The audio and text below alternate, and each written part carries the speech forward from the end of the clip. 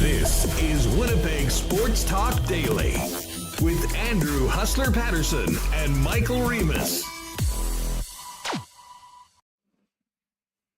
What is going on, everyone? Welcome to Boston, or welcome to Winnipeg Sports Talk, live ahead of tonight's Four Nations final between Canada and the United States. Andrew Paterson, Michael Remis with you, and we got a big one today. Well, we got a massive show and an even bigger hockey game to get to. I can tell you that everywhere you go in this city right now, people are wearing their USA gear. We've seen a lot of Canada gear out and about, and everyone is talking about this game tonight. And it is not just here in Boston, Massachusetts. It is all across North America. The National Hockey League and the Four Nations Tournament dominating the airwaves, both here in the United States on ESPN, on all the news stations are talking about it. And as far as north of the border, our entire country is going to be captivated to the broadcast tonight from the TD Garden as Canada and the United States go at it in best on best competition. And Canada looks to avenge their loss on home soil Saturday night against Team USA in the championship game of the tournament. It's going to be a really fun game. We all remember Matt Larkin came on a little while ago and famously didn't have Josh Morrissey on his team. Larkin's going to join us later on, a great friend of the program. We'll talk to him about the tournament, just how good Josh Morrissey has been for Team Canada, as well as his thoughts on path to victory for the Canadian team tonight, goaltending matchup between Binnington and Hellebuyck, and so much more.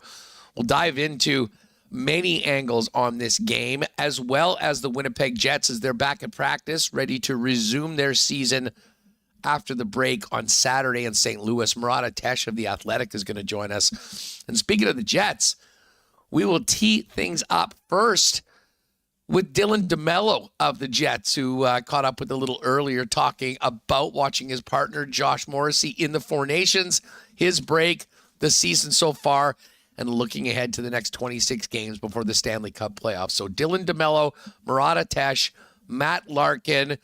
We'll dive into the Coolbet lines on one of about 300 offerings for the game tonight. And before that, hear from Josh Morrissey, Connor Hellebuyck, and some of the other key figures for tonight's game. Just before we welcome in Michael Remis and get things going, a huge thanks to the sponsors that make Winnipeg Sports Talk happen each and every day. Of course, our incredible partners at Coolbet, who've made this week in Boston at the Four Nations possible for me, along with Dusty and Jake. Just had probably the best lock shop ever over on Edmonton Sports Talk. You might want to check that out after WST today on the replay if you did miss it. Of course, our thanks to Princess Auto, Wallace & Wallace, St. Vital Dental Center, Rolly's Transfer, Manitoba Battery, F Apparel, Little Brown Jug, Royal Sports, Boston Pizza. Every BP is going to be bananas tonight for the big game. Fansfirst.ca, we'll get to a why not question of the day. Of course, let you know about the Whiskey Masterclass event we're doing with the Jets Watch Party at the Manitoba Sports Hall of Fame a week today. Link in the description for more info on that. And of course, the final few days of the Health Sciences Foundation auction, including the trip to Aikens Lake Wilderness Lodge, which are yours truly at some point this summer. But let's get it on. We are about 6 hours away from puck drop. Michael Remis, how are you feeling before the big one tonight? Feeling a lot of anticipation for tonight. I'm fired up. I'm excited. Round two of what we saw on Saturday. It should be a great game, close game, tight checking. Two great teams battling for hockey supremacy, bragging rights, a trophy, gold medals, a lot on the line here. You can say you were the one and only Four Nations champion. So considerable buzz here in Canada. spilling over the United States. A lot of outside factors, coming into that as well. So very anticipated game tonight. Looking forward to it. I see Johnny Gaudreau Forever is in the chat and saying, what player is he wearing? You know who it is. Josh Morrissey of the Winnipeg Jets, our lone representative on Team Canada. Reem, as I said in the intro, there is a real buzz around here, but it is not just here in Boston. We were talking just on the Lock Shop with Dusty and Jake over how many people are going to be watching this game. And listen, we're going to look at it from a Canadian lens. USA hockey fans will certainly be looking at it from a USA lens, but from an NHL lens and a hockey lens, this could be one of the biggest days for the sport. Listen, the Olympics are huge. The 2010 Olympics is special for Canadians because of the way that, it happened. But with all the smoke around this game, the political things that are happening between the two clubs, this just one feels different. There is a little bit of a 72 Summit Series vibe to it, certainly based on, how much we knew that politics played a role in that series back during the Cold War between Canada and the Russians. So I really do think this could be a night and a tournament overall that smashes the best case scenario for the National Hockey League. And the one thing I think, no matter who wins this game, as long as the NHL gets what I think we all expect to get, an incredibly well-played example of the game at maybe the highest level it's ever played, with passion, with intensity, in an environment that is tough to beat. This is just a huge win for the NHL. And what do you think the TV numbers, like how many people in Canada are going to be watching this game? It was 5.7 million on Saturday night for the round robin game. I think we're for sure into 8 figures. And I do wonder how close this game might get, considering everything we've talked about, to the 16.6 million, I believe, that watched the golden goal, Sidney Crosby in Canada winning in 2010 on home soil in the Olympics. Yeah, Raptors Game 6 final, 7.2. Super Bowl last year was 10. Jays, 5.1 in the ALCS 2015. Canada, Croatia, 4.4. So, this is the perfect time. NFL's over. Thursday night, NBA is not exactly drawing anyone's attention. There's no other hockey games that you can be watching. This is the live event of the evening. And yeah, I think it's going to be huge. Probably close to, so we're 5 in Canada, English and French, probably close to 10. Can you get to 10 in the US as well? There's certainly a lot of buzz, and you're seeing. That's a great point. It was 4-4 in the United States. And ever since the first 9 seconds of that game, it has been the top story in and around the United States on a very slow sports week. I'm with you. I think we might get over 20 million total for this game. And I wouldn't be surprised if this number touched 10 in the United States. And I think it'll for sure top 10 in Canada, if not get into the teens and maybe close to that record viewing audience for the Olympic gold medal victory in 2010.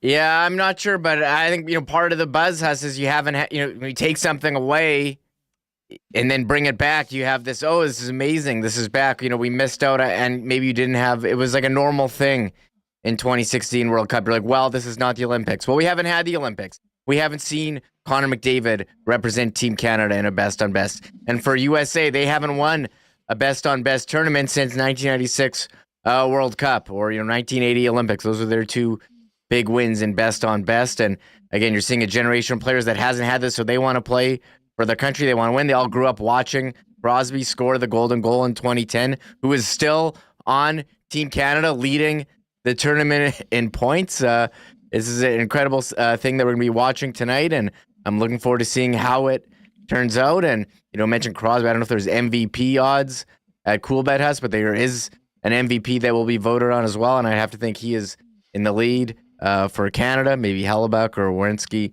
for USA. But whoever makes a mark on this game would probably be, likely to be the MVP, I think.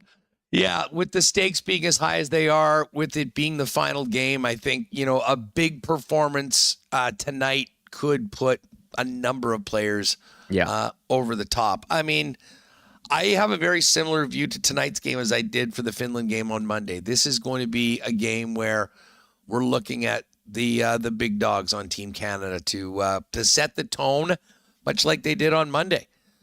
Nathan McKinnon and Connor McDavid, and that Sidney Crosby is going to be involved in as well. But I mean, that the advantage for Canada is the top end talent of those players. Because to be honest, and we'll get into this with Matt Larkin, the bottom six has not really clicked at any point so far in this tourney.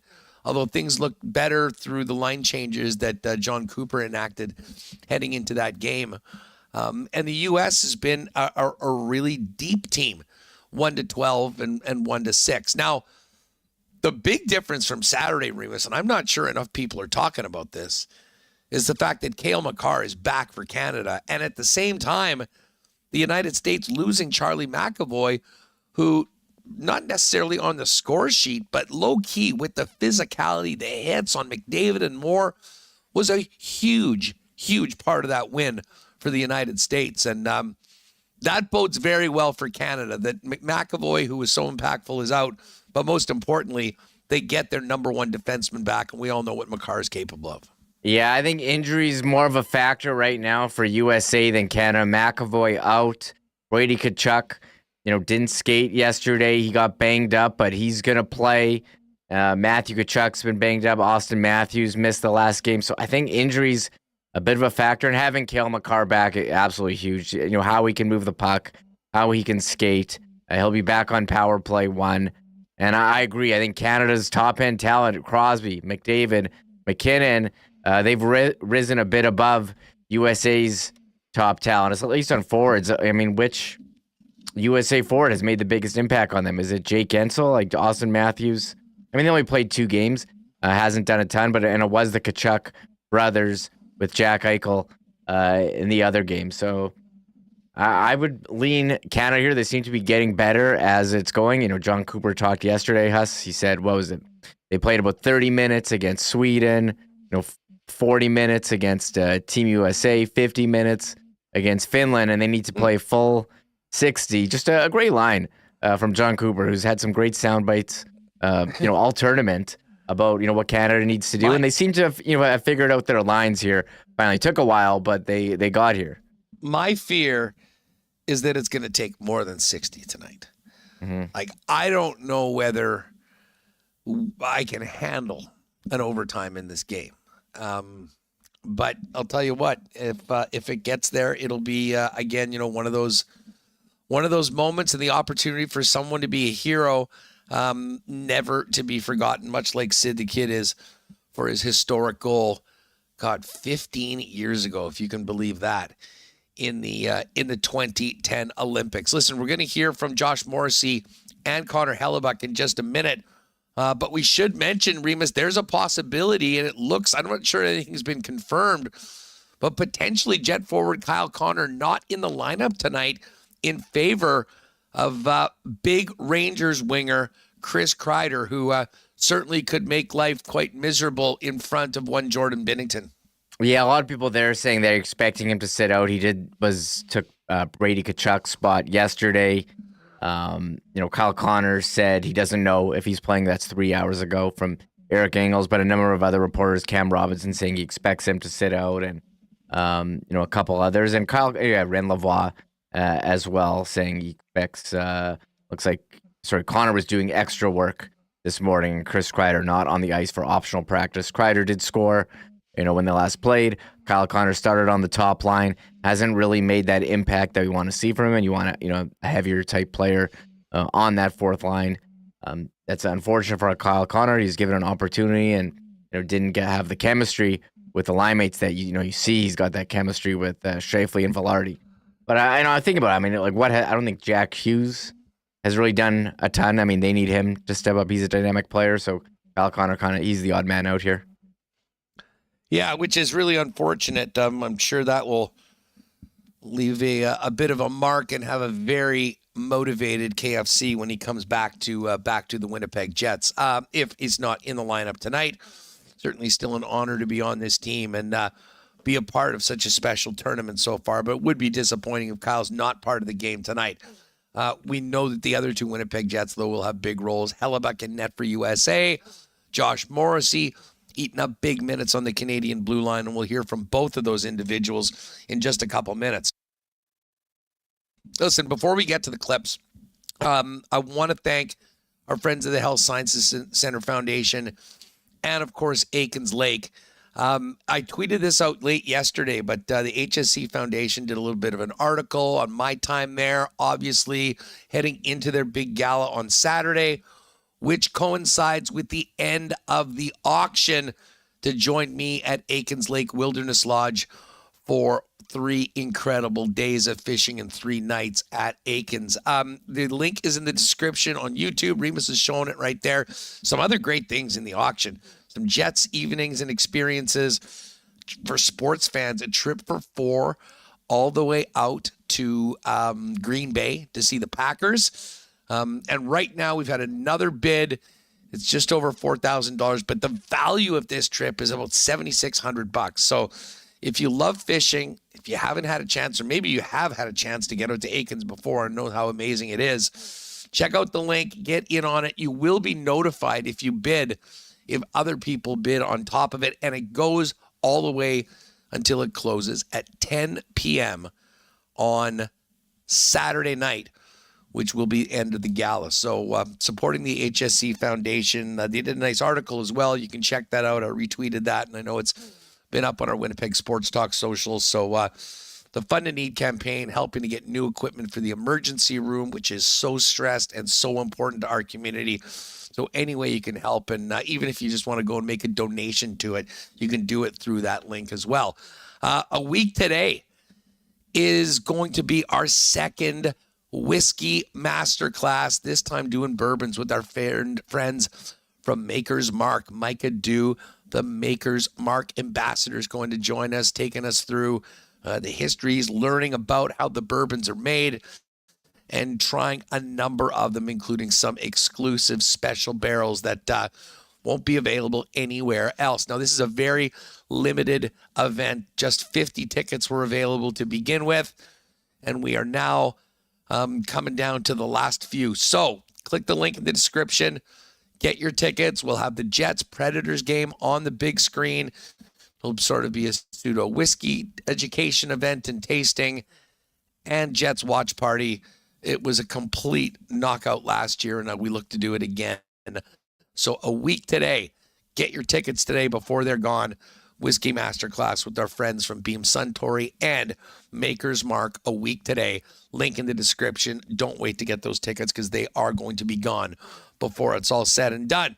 All right, listen, we're going to hear from Dylan DeMelo in 15 minutes or so. But right now, we're just quickly talking about Kyle Connor and the questions of whether he is going to be in or out. We won't have confirmation until the game happens. But Winnipeg's Seth Jarvis is coming back into the lineup tonight in favor of Travis Konechny.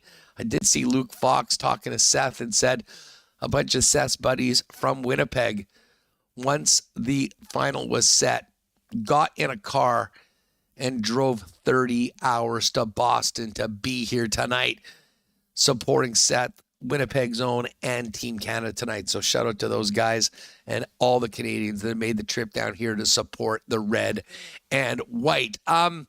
As far as the clips go, just quickly, we're going to hear from John Cooper right off the bat. This is John Cooper's decision to put Seth Jarvis in. He mentioned why he's putting the young Winnipegger in the high-stakes gold medal game this evening. He's going to replace Konechny tonight, and the same reason there's a lot of, why it was reversed the last game, and just needs and wants, and it's we built this team to win, and everybody's going to have to chip in their own ways. Some chip in some games, some chip in others, and some chip in all of them, and they've all been a big part of why we're sitting here, and it was ultimately it. I thought John Cooper showed why he's one of the best in the game with the moves that he made going into the game against the Finns. Certainly that top line with Connor McDavid looked a lot better, particularly with Braden Point moving up to that spot. I'm actually looking for a big game from Point tonight. Maybe he gets an anytime goal. We'll hit that in the Coolbet lines a little bit later on. But Josh Morrissey has had a phenomenal tournament for Canada, and will be playing in one of the biggest games of his life tonight. Here's Josh on looking forward to the gold medal final this evening. Yeah, obviously it's what we've been working for, to have an opportunity to be in this game, and it was obviously exciting game for us yesterday. We needed to win that game to have this opportunity, so we're all stoked, and just can't wait to get to Thursday. All right, there's Josh. And Reem, we talked about what, Hellebuyck, Connor, and Josh Morrissey will take from this game. And listen, this could be a once-in-a-lifetime experience for some. I would say both of those guys, probably all three of them, very likely to be part of the Olympic Games next year. But for a player like Josh to be in and around so many guys that have been to the top of the mountain in the National Hockey League has to be a big plus. Here he is on just being a member of a team with so many Stanley Cup champions, and a do-or-die Game 7 tonight. Yeah, you know what? It's been amazing for me to be around all the guys. Obviously, I think just learning so much, and there's so many, like you said, winners on this team. Guys with Olympic gold medals, multiple Stanley Cups. So, big moments, winner-take-all games. These guys have a ton of experience, and we've been leaning on guys like Dewey and Sid, amongst many other guys with championship experience. So they've been huge, and I think really I think that goes a long way for our group. Now, as Josh and his teammates might be leaning on Sid and Drew Doughty for some pointers, experience on how to handle the big moments, I think Josh is probably be getting hit up by members of his team on how to get past Connor Hellebuyck. Here's Morrissey on if he's giving his teammates pointers on how to beat 37 in the U.S. net. I think this question's been asked to me a bunch. Shot on him basically every day for the last 10 years, and I don't really have a go-to shot figured out on him. He's an amazing goalie, and I think it's all the same things you talk about whenever you're playing a great goaltender. I mean, trying to get traffic and get in a goalie's vision, be around the front of the net for rebounds and stuff like that, make it more difficult on him. But he's an amazing goalie, and played great against us, last Saturday. So we'll need to do all those things that, like I said, you would try and do with any goalie that's great or playing really well. All right, so, that's been a question that has been asked quite a bit, and not surprising, there was a follow-up where he was asked again if anyone has come up to him specifically asking about Hellebuyck. A little bit, but not a ton. I mean, I think, listen, there's guys with a lot more goals in the locker room than I have, so, they know what they're doing, and, so I would say just a little bit, but not much. All right, so there's Josh Morrissey, and Reem, you knew that would come up, and that's sort of one of the funny parts of this game is that you have guys going up against each other on opposite teams in a game that means so much to so many, and then they're going to be teammates again in a few days, looking to continue the great season that the Jets have put up so far and continue this 8-game winning streak they're on. Yeah, I think none more notable than Sam Bennett and Matthew Tkachuk going up again. I mean, those just the role those guys play, physical, trying to get under the other team's skin. And yeah, you have Morrissey and Hellebuyck. I mean, that's a goal. I think a goalie defenseman. It's not like I'm trying to think. Charlie McAvoy is trying to line up like Brad Marchand or something, something like that. We just haven't seen anything like this where you have teammates going like full board against each other. So I wonder if we'll have any moments like that tonight. But got Morrissey going up against Hellebuyck. I'm sure there's some guys hitting him up for pointers. Maybe he's keeping it close to the vest there. We'll see. Well, I mean, at first the media were asking him about had people been asking, and then they got into that specifically, and then they just went to some theories. And here's Josh asked if a strategy would be to putting away rebounds, as Hellebuyck always seems to get the first one. Yeah, I mean, playing in front of him my entire career basically has been, obviously, outstanding. He makes us look good in Winnipeg and makes our team, he's a massive part of our team. So, I think that's something we focus on a lot, obviously, with, whether it's Helly or any goalie you're playing in front of, is trying to clear rebounds and, allow the goalie to see the puck.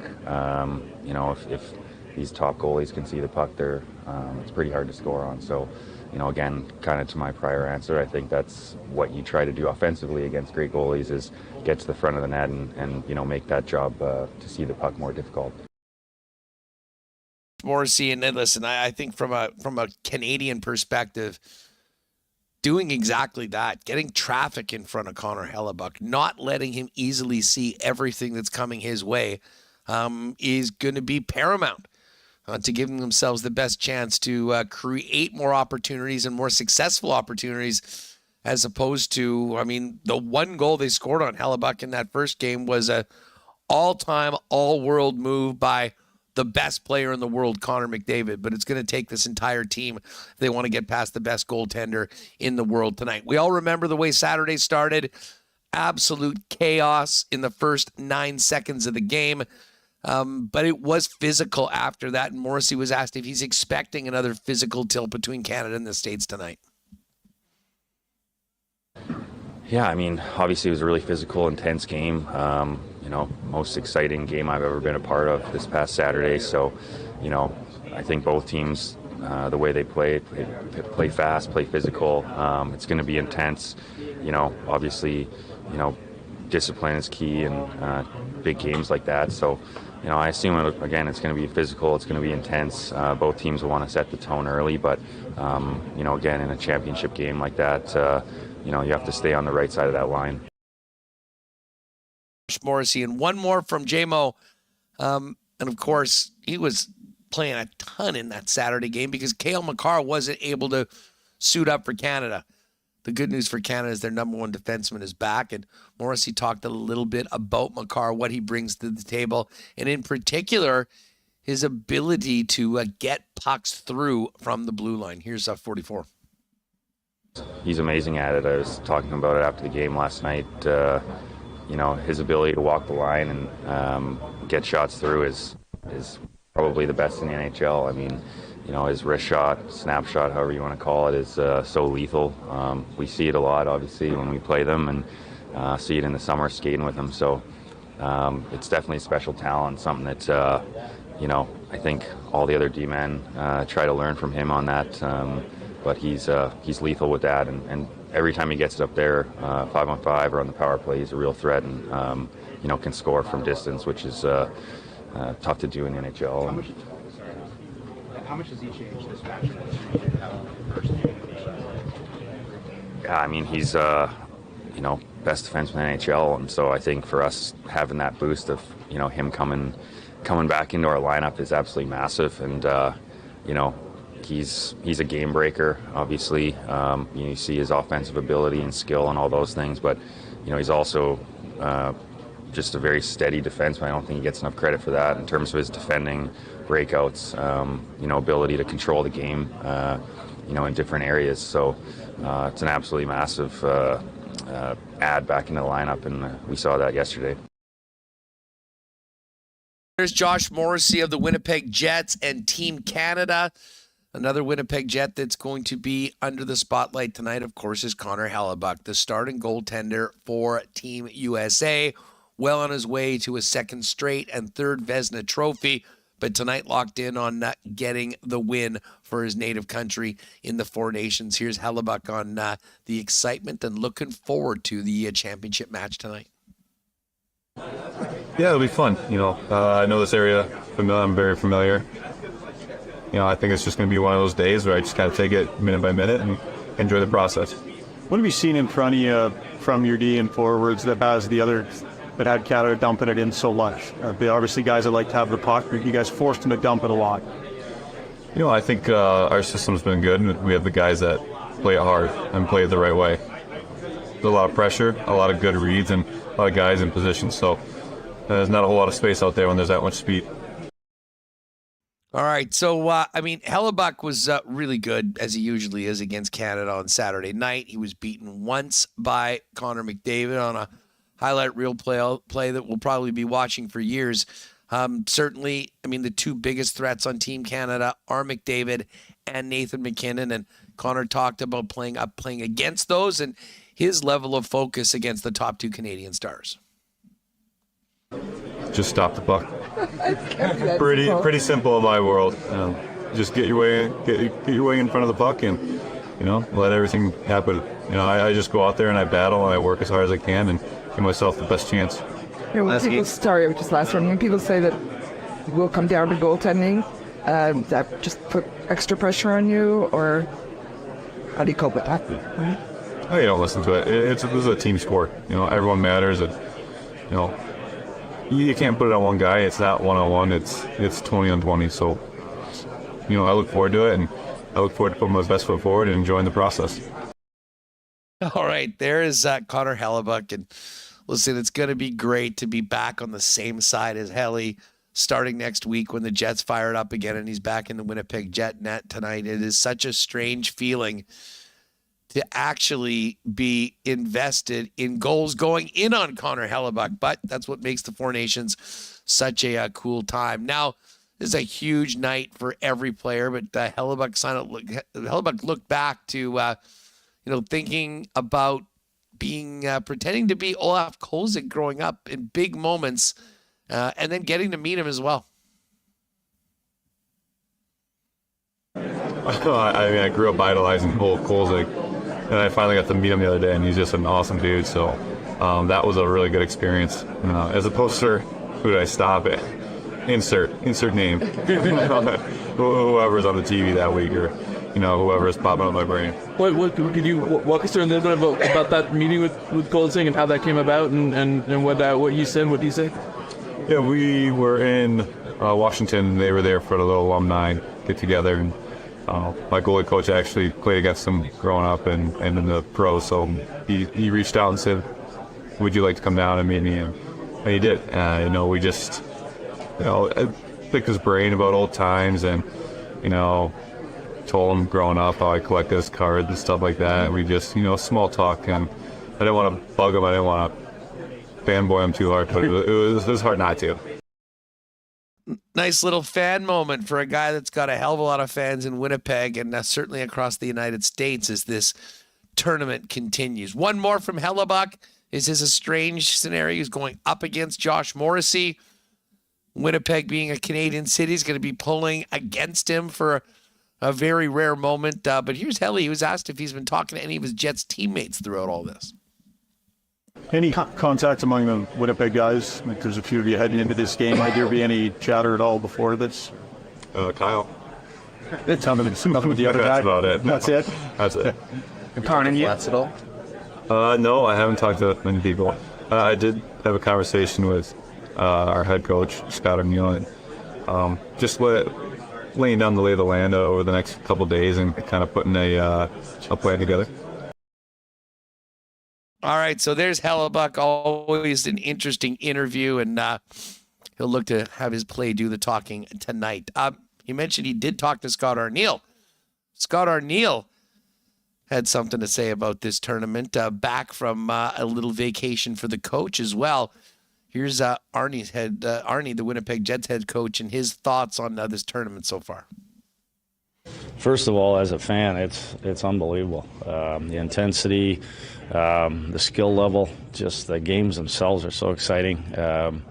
Theodore getting hurt like early on, then all of a sudden it was kind of now you're panicking a little bit, and but I've been such a fan watching this play. All the games have just been so exciting, and one of the commentators or somebody mentioned that the third and fourth lines and the fifth and sixth defensemen aren't your regular players. These are studs. These are top end players playing in those roles, and it just drives up the the competition. It drives up the energies in the game, and it's exciting to watch. All right, there is Arnie back at work for the Winnipeg Jets, who were back on the practice ice today. We're going to talk to Dylan DeMelo in just a minute. But one more from Arniel, and he talked about the benefits that the Jets players in playing in the Four Nations, Connor, Hellebuyck, Morrissey, will gain from being part of this epic series. These are all, talked to all three of them before they left. It's all sort of absorbing, kind of, being around those, all those real good players, guys that have won cups, but then to get thrown into those situations, much like Josh and obviously Helly, we're seeing what he's doing. But, those are experiences that we're hoping that they bring back here, that when they get themselves, whether it's now for the remainder of the season or in the playoffs, that these are experiences that they can lean on and, that they've learned from. So just loving the fact that, I hated to see McCarr not play, but at the end of the day, it drove up Josh's minutes and put him out in the ice with some key guys, which was impressive. All right, now listen, Arnie just mentioned about what it was like just being a fan and watching these games. Everyone had a take on the start to the Canada-USA game on Saturday. Here's what the Jet head coach to say about that wild beginning between the Stars and Stripes and the red and white. Wasn't expecting it, but although the two Kachucks being out there together, I guess I should have expected it. But love the response. Just I was blown away that it was happening. But it just shows you how much pride is in all those players putting that jersey on for your country, whatever it takes. And that's kind of what you're seeing. You're seeing offensive top end skill guys defending, dumping pucks in, having to battle, doing all the things that they have to do to help their country have success. And I don't think anybody was expecting that, especially three fights. But it's I think it really, obviously, it's just the emotion that you're seeing coming over each and every player. Well, Saturday was one game. Tonight is a whole different ball of wax, playing in the championship final with no tomorrow. One more from the Jets head coach, and Scott Arniel talked about what he's expecting to see tonight. I don't think you're going to see that. I think we'll see, I think this is going to be, again, it's going to go up one more notch if that's possible. I think they kind of got that out of the way, so to speak, and I think that, I'm excited to see that game. It's not too often, you look back in some of the biggest games that, for me going back, I'm going way back to 72, but I know it's different. But just to see the best on best like that, and there's a lot riding on it, and bragging rights for another year anyway. So it'll be special. So who you're pulling for is clear. Well, I told our players that I'm hoping for overtime. I just didn't tell them which way I wanted it to go. So.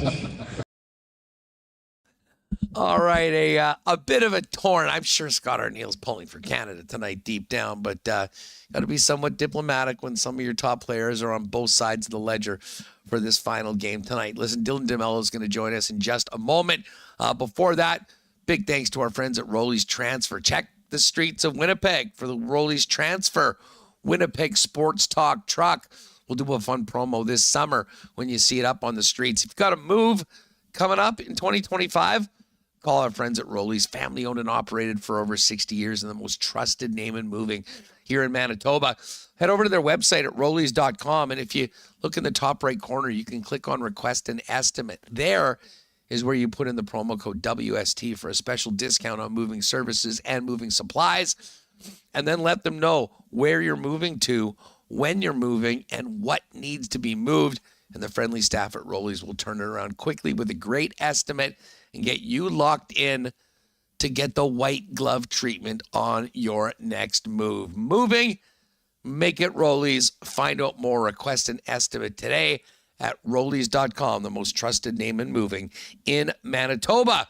A huge thanks to our friends at St. Vital Dental Center, Dr. Terry and his gang down at 167 St. Anne's, taking care of generations of Winnipeggers in the St. Vital area, and of course more. And listen, they're taking care of kids as little as 6 months all the way to seniors pushing 100 years old, and they literally do it all when it comes to cleaning, root canals, even dental implants. They've got it all with the friendliest staff around and a beautiful office with the latest technology and free parking right beside the building at 167 St. Anne's. If it's been a little while since you've been to the dentist, pop down and see Dr. Terry and our friends at St. Vital Dental. You can find out more online at stvitaldental.ca. Give them a call or pop by and see them at 167 St. Anne's. And it looks like the weather's going to be breaking up a little bit, thank God, because of what Winnipeg's been through for the last few weeks. But you know that battery has been stressed. If you're wondering as to where your battery is at, you better pop down to Manitoba Battery for a free battery test on Logan Avenue or their new location on Dover Court Drive. And if you do need a new battery, you'll get the best price in town. You'll be shopping local and beating the pants off the big box stores at the same time with our friends at Manitoba Battery, who have the best prices on batteries of all makes and models for literally everything. Before we start having fun in the spring and summer, let's get through winter first. Make sure you are good to go. Give Manitoba Battery a call. Pop by and see him or order online today at manitobabattery.ca with the best in customer service and free delivery anywhere inside the city of Winnipeg with any purchase over $60. All right, Murat Tesh coming up. Matt Larkin from Daily Faceoff. But right now, let's welcome in, fresh off a little vacation during the player break, Winnipeg Jets defenseman and Josh Morrissey's defense partner, Dylan DeMelo. Dylan, thanks so much for doing this. It's great to have you on today before such a big game tonight. But first off, how was it to get away a little bit? Did you get out of the city for a bit and a little bit of warmth during the player break? Yeah, we did. We were able to go down to Mexico for 5 days down in the Riviera Maya. Brought both kids, so that was a bit of an adventure. We did good. And honestly, everybody did a lot better than I thought it'd be. You know, you kind of think of the worst situations or scenarios played in your mind, but the biggest thing was just lugging everything through the airport. You got so much stuff to bring, but when we got there and got settled, we had a great time. It was good to get some sun, good to we're soaking in the sun and be in the sand a little bit and play in the pool and do all those things. And just, have that reset and kind of use that time to recharge the brain and the body. And, but definitely ready to get back into it. How old are your kids now? 4 years and 6 months. 4 years, yeah. So you're not getting away with just bringing a carry-on with that crew, that's for sure.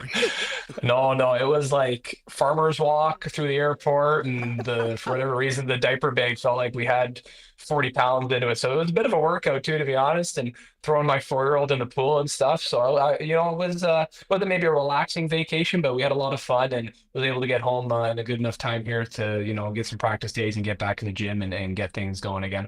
Well, I mean, listen, there's always a break or two during the season, but can't imagine a more well-deserved break for you and your teammates. Just before we talk about this game tonight and what's to come, just thoughts on the incredible first half plus or whatever on 56 odd games that the team has played and where you guys sit heading into the break, first place in the division, first place in the West with your eyes on having the playoffs in the Western Conference roll through Canada Life Center. Yeah, I think first off, we definitely are happy where we're at. I think, as funny as it is, we were on that great start at the beginning of the year, historic start, and obviously the stretch we're on now leading into the break. You would never know it in our room and kind of our philosophy. We're really taking a day-to-day approach, game-to-game approach, and really just trying to make sure that our process is right. When you live and die with the results, things can get a little misconstrued, I guess you could say. So for us, we're just really trying to stay on the process, making sure that our game's right, making sure that our style of play is how we want to play. Overall, I think that's been our main focus, and the wins have been great. Obviously, the record's been great, but we know that we still have a lot of work to do, and to where we want to get to, we still need to get to another level, and we think we have more to our game. We don't think, by any stretch that this is maybe our best hockey. We are playing well, but we want to continue to push that and see how much further we can take this thing. I'm interested in your perspective, being a veteran and being here for a few years. There's a lot of similar and same faces from last year's team to this year's team. How is this team different from last year and the previous years in your mind? Oh, it's a good question. I think, I would say in the room, like the biggest thing for me is just we just have that focus day in and day out. I don't think we're riding the highs and the lows as hard as maybe we used to in the past. Not like we were playing in the parade or anything like that, but it just seems like we have a very workmanlike attitude. We win 5 in a row, 6 in a row. The guys are coming in early, they're getting their work done. Guys are on the ice trying to get better. Guys are in the gym working out.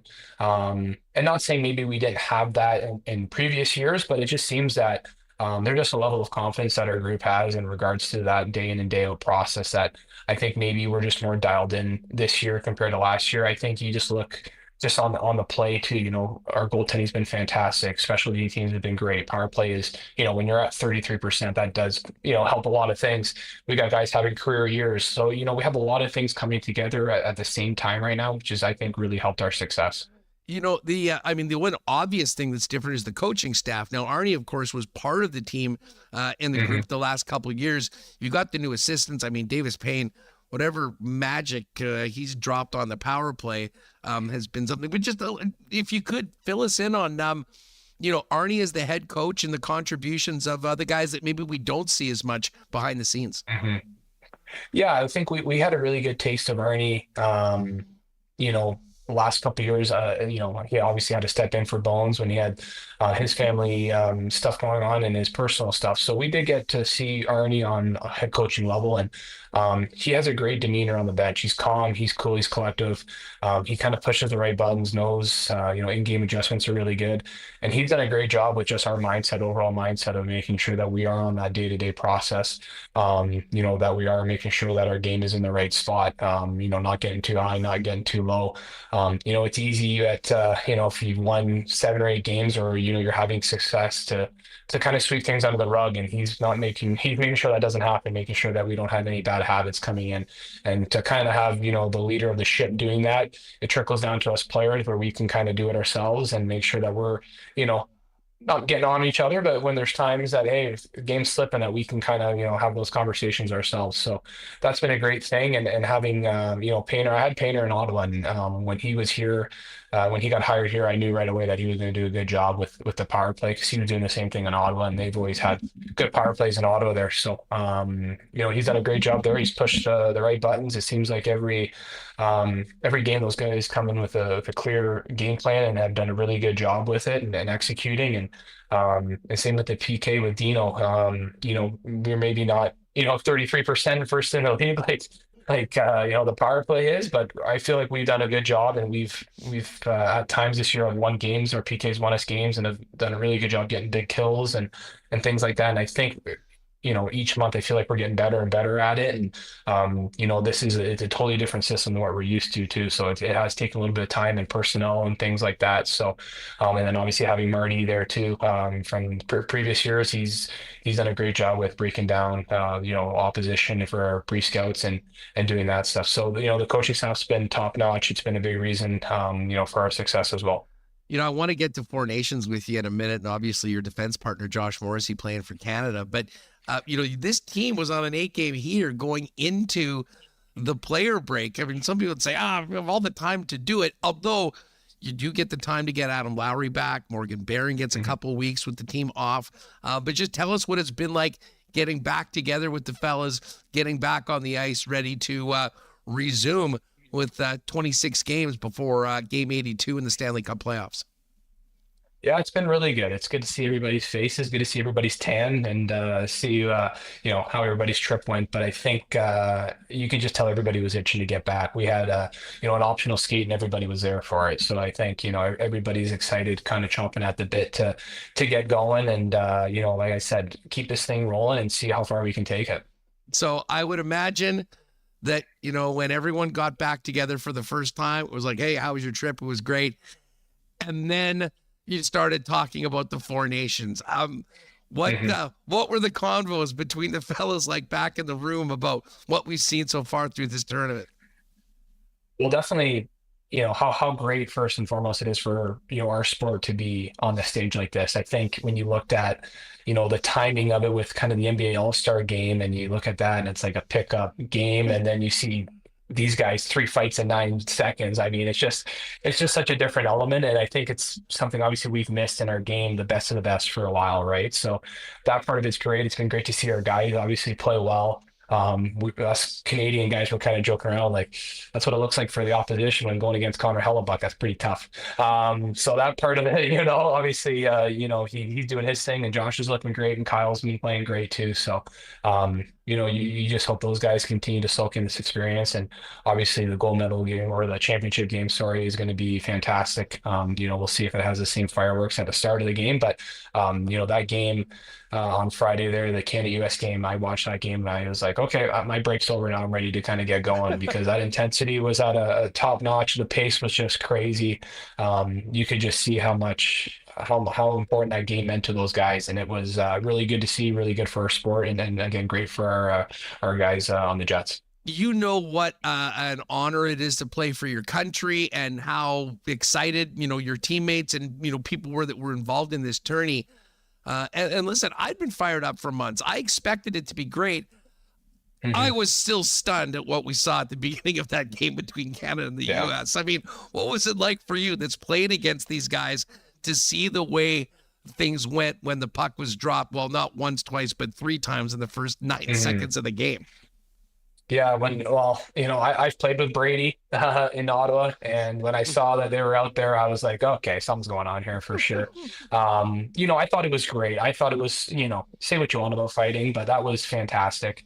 That just really kind of set the tone for the game, and everybody was going nuts. You had people from all different wavelengths of sports talking about it, and that's what you want at an event like that. You want as many eyeballs and as many people talking about it as possible. So I don't think it could have gone any better, and I don't think you could have scripted it any better.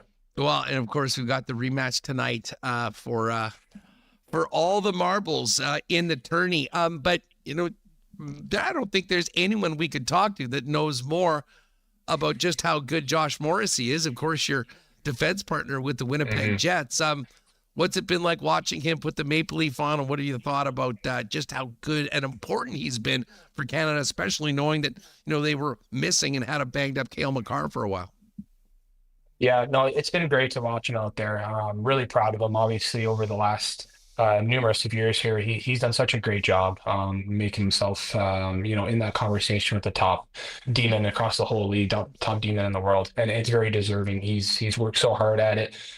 He's done such a great job for our team in regards to, carrying the mail at times and being that leader on and off the ice. So to see him get rewarded to be put on a stage like this where even more eyeballs can see him and see what he does on a nightly basis that, we maybe take it granted for us, it's unbelievable. And, he's playing a lot of minutes. He's getting a lot of touches. He was working the power play there too when Makar was out, which was awesome for him to see. So I'm just really proud of him. I think he's playing great hockey. He looks so good out there, so smooth, and just his decision making's been great. And he's been obviously getting up in the rush too. And kind of weird seeing him sully with Connor McDavid on a couple of goals, but overall, really proud of him, and I expect him to have a great game tonight. I know you sort of alluded to this as well, but I mean, the Jets account tweeted out. I mean, I think any Jet fan, anyone connected with the Jets on Saturday night was saying the same thing. Oh, so this is what it's like being on the other side of Connor Hellebuyck. This isn't news to any of us. I mean, he's on pace for a 3rd Vezina trophy, but seeing him do it at this level, you're used to being in front of him. What's it been like just seeing Connor, really stake his claim as if he needed to anymore as the number 1 goaltender in the sport? Yeah, you're right. Like if you needed any more validation, there it is. I mean, you just look at the comments about the USA players they're saying, right? Like everything, he just looks so calm in there. Everything seems to be just hitting him in the chest. Like he's so square to the puck, and it's what everybody used to say about Carey Price. Like these goalies, they're just so efficient. They're so smart. He made a lot of big saves in that game, against Canada on the Friday game there. And in that second period to kind of settle things, he made a lot of big stops. So like I said, a guy like Josh that we take things granted for when he's just so solid back there. He's moving the puck well too, which he's going to like me saying if you ever were to hear this, because nobody talks about his puck moving abilities, but he has done a good job moving the puck too. But he's been great. He's been rock solid for them. He's been whenever he's been called upon, and he's done the same thing for us for his whole career. So it's nice to see him do it, even though it is sometimes against Canada. I guess you and all the fellas will have one night to be fans before getting back and putting the jerseys on, being players, because this gets going right again on Saturday. But just a quick thought on, I know who you're pulling for as a proud Canadian. What do you expect to see tonight for the finals of the Four Nations?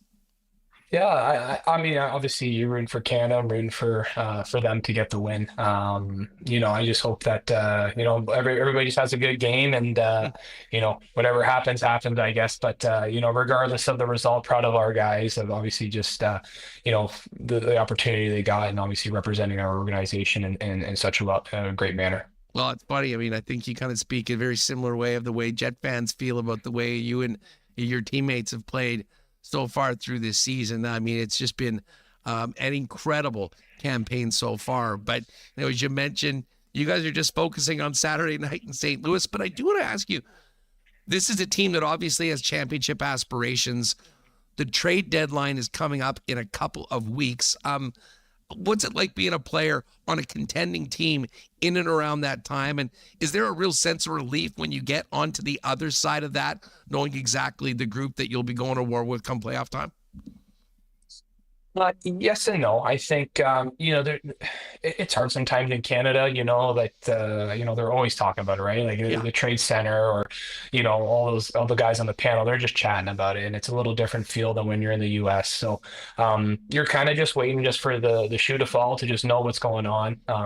You hear the rumors of who could it be.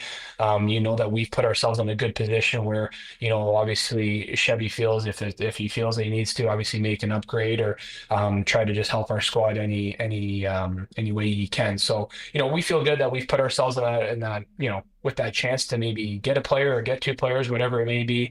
But at the end of the day, that's something obviously that we also can't control. So we got to worry about the day in and day out and make sure that we're still racking up wins and making sure that our game is right and doing the right things. And, whoever comes in, if they come in, we'll be happy to accept them and try to get them, acclimated as quick as possible. Well, Dylan, listen, cannot wait to see you and the fellas back on Monday night against the San Jose Sharks.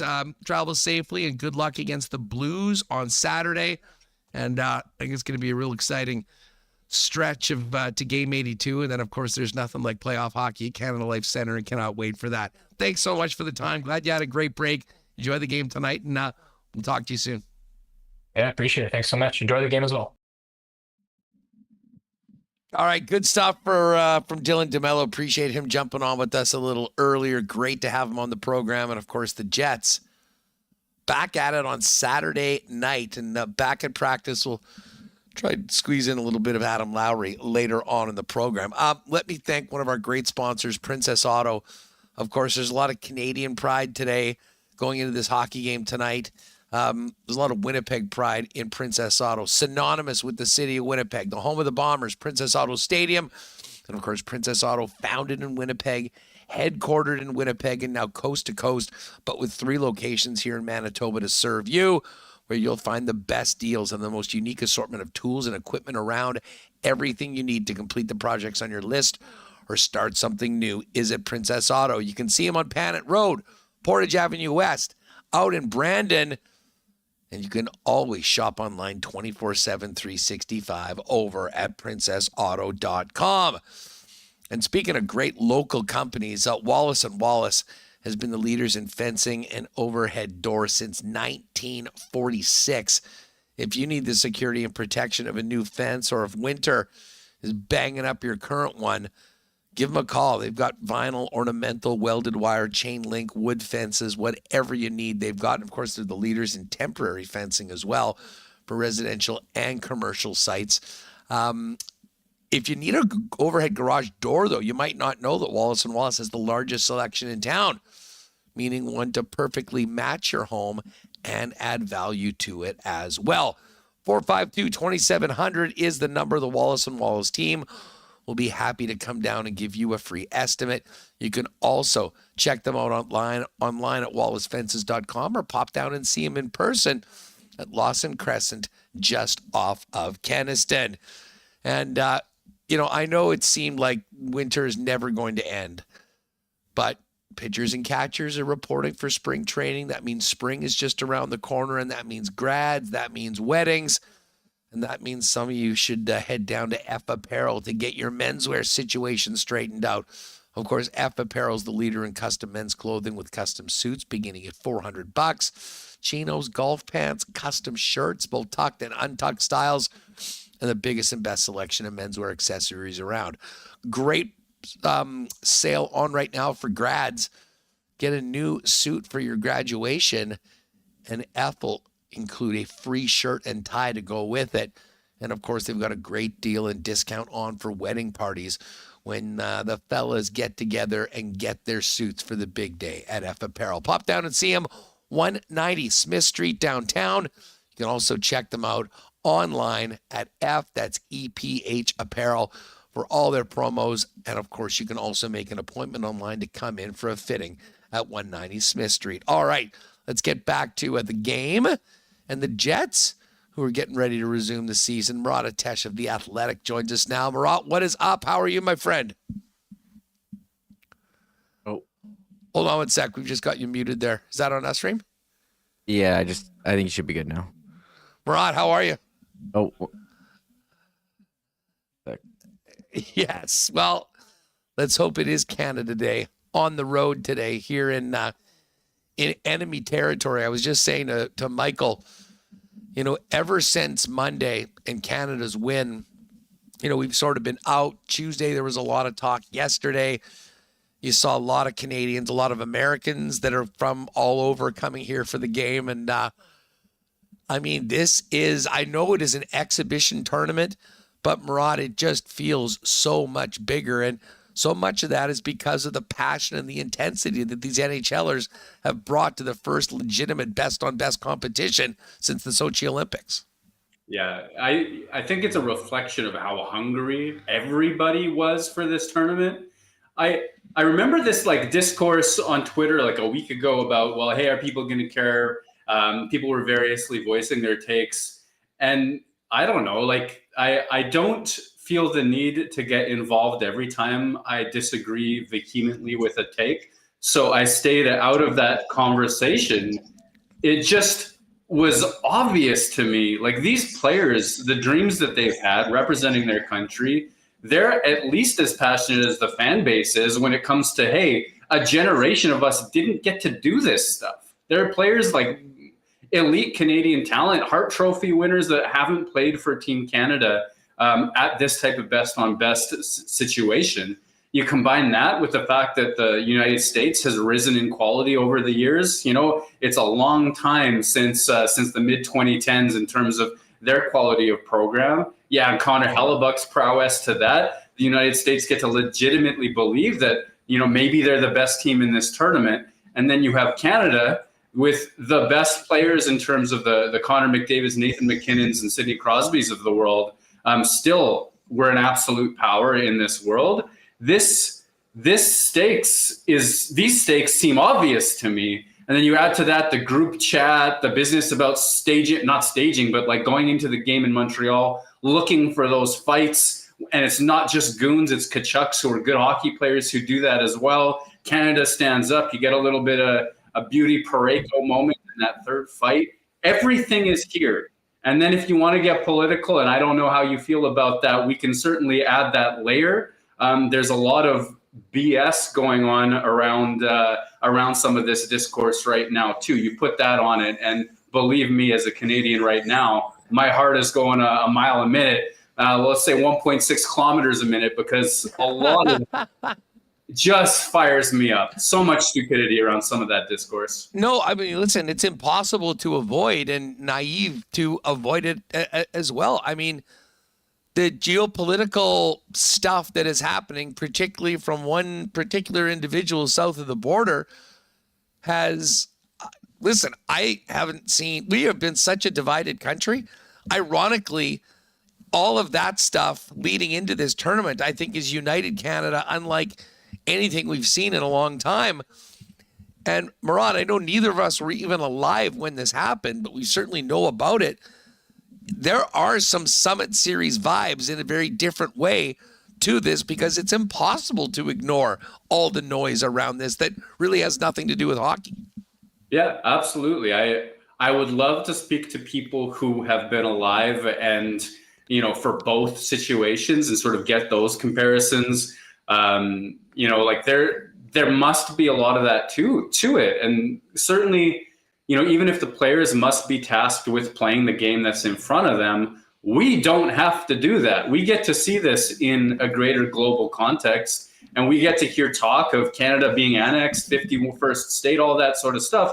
That is absolute horseshit. That is absolute insanity and stuff that we wouldn't have dreamed of stomaching growing up in this beautiful country for our lives to this point. So the stakes are there, the passion is there, and the game has become political, whether it wants to be or not. I'd argue it's always been political. Whose taxpayers built arenas? It was a political decision to play anthems in the first place, all that sort of stuff. It's always been there, but not like this. This is different. The stakes are higher, and I've never been more excited for Team Canada to lay a bit of a beating down on the score sheet in perhaps my entire life. No, I'm right there with you, my friend. And we all saw what the Bell Center was like, which is sort of a cathedral of hockey, an incredibly well-educated, passionate crowd in Montreal.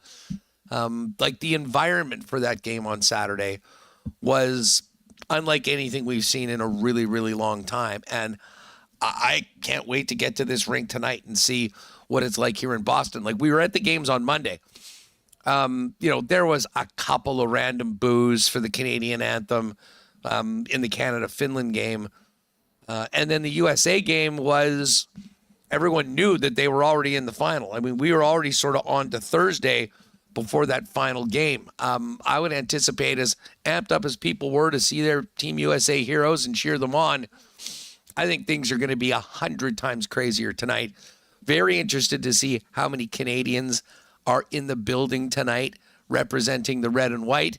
But in the end, it'll come down to these two teams to see who reigns supreme in best on best, at least in 2025. But I don't think the noise that we just talked about, there is no chance that it hasn't got into that Canadian dressing room. And listen, they'll want to win for a number of reasons. Obviously, they just lost on Saturday. There's a lot at stake. There's an incredible amount of pride. But I truly do believe that some of the nonsense and BS that has been said about our country from people, and one in particular south of the border, is not a big-time rallying cry for every single member of Team Canada. And I'll tell you what, I expect the best we've seen from this team all tournament long. And Ellie and his teammates are going to need to be ready for a Team Canada that will be incredibly focused from the drop of the puck to make sure they come out on top. 100%, 1,000%. This is a situation where you can't grow up in Canada and think that that team doesn't know what they mean to us, right? That's an incredible amount of pressure, an inordinate amount of pressure. It's something that I think few will ever truly experience, and it's on them to sort of shut that out to a certain degree, embrace it to a certain degree. But they know what they mean to this country. They know. And whatever their political beliefs are, whether they care about this, that, or the other thing that, a loud, angry person says on the internet, they know that they represent Team Canada and what that means and what historically that has meant. They know hockey history. They know about Canada's elite run. They know that we're the defending Olympic champions. There's so many moments that go into this. So yeah, Team Canada is going to bring their best. When it comes to that, what I'm kind of hoping to see, as much as, as fun as 3 game opening fights are, I actually want to see Canada put their work boots on as early as possible and just drive. Like, they have a pace that is difficult to keep up with. When Team Canada takes the plays that are there, no hope plays, no wishful passes, but just just driving to space. And you'll notice those goals that they scored against Finland in that romp were all direct plays. Connor McDavid makes one curl, then sees his shot and takes it. Nathan MacKinnon pounces. Sidney Crosby forecheck sets up a play in the crease, and that's a one-timer. There are so many direct moments like that. I think Canada is so tough to stop when they've got those work boots on. So the faster in my mind and the more dedicated in my mind that they can get to that type of game, the more I believe in Team Canada to overcome a really great American hockey team. You know, Murat, going into the Finland game, which was a do-or-die game for Canada after they had lost to the United States, I'd said, what makes Canada Canada is their high-end talent. And Sidney Crosby has been an incredible story, and he's been doing it for a long time and did it in the Sweden game. But this was about two guys exerting themselves as the alphas on the ice, Connor McDavid and Nathan MacKinnon, and both of them did exactly as you said. They were ready to go right from the gate. They struck early, and they gave Canada that cushion that they inevitably needed by the end with what happened late in the third period. I look at those guys as the difference because, I know we love Team Canada. You look at what the United States has right now from 1 to 12 forwards, from 1 to 6 blue line, and then the ace in the hole in Connor Hellebuyck in net. For Canada to win, I really think they're going to need to be carried by two guys that just have an extra level, unlike most of the other people that will be competing in this game, or frankly, anyone else playing the sport on planet Earth. Yeah, and when those guys go indirect and when they try to defer to their line mates and things like that, it doesn't work. When they put, the moment on their shoulders and just take it because they can, because that's how good they are, even at that level. Good things happen for Team Canada, whether they're the ones scoring or chaos ensues after that. They have just an amazing ability. Proud that they're Canadians. You know what I mean? Like in terms of in the top percent of a percent, they're still separating themselves from that level of play. And I also think it's instructive. Like after the fights, Canada ends up, and I'm thinking about this Team USA game, Canada ended up on an early power play. And was it Dylan Larkin? Was it Jacob Slavin who laid a few extra cross checks into Sidney Crosby? You had McAvoy into McDavid later. There was so much targeted physicality specifically at Canada's stars that I think the Americans know what the difference is. And I think that they game planned as well as they could. I think that the kicker now is exactly in the McDavids and McKinnons, et cetera, their ability to say, hey, well, you can't stop this. And they genuinely cannot. That type of Drew Doughty pass to McDavid for that one beautiful goal he scored on Hellebuyck, that's going to be there. As dedicated and as physical and as disciplined as that American defense will be, Canada has that X factor. Now, a couple key differences from Saturday to tonight. Cale Makar will be playing for Canada, arguably the top defenseman on earth. And Charlie McAvoy won't be in the lineup. And McAvoy, not necessarily on the score sheet, but on the ice, was an absolute beast. I don't think Connor McDavid has ever been hit like that before. And, of course, that was after he scored that highlight reel goal. And Canada wasn't able to beat Hellebuyck after that happened. How impactful do you think that the trade-off, no McAvoy, Canada getting Makar, will be as far as the scale and where that ends up at the end of 60 minutes and potentially overtime? That's huge. Just scale the ice time of it, right? Like Makar and MacKinnon, we know about the magic. Well, now there's McDavid and Makar magic as well, right? Like that extra layer of attack. And you can count on, I don't know if he'll push 30 minutes, but you can push Cale Makar pretty hard in this game. And when all of his shifts are behind one of those two players or somebody who can open up pace like that, there should be opportunities for him to attack and for Team Canada to make hay with that. That's an enormous swing. And there's a lizard brain part of me that thinks that part of Team Canada not getting to all of its most direct plays against the States in that first matchup was the physicality. There is that part of me. And I think to myself, well, Charlie McAvoy was one of the leaders on the States' behalf in that way. I also got to give credit to Jacob Slavin on that point too.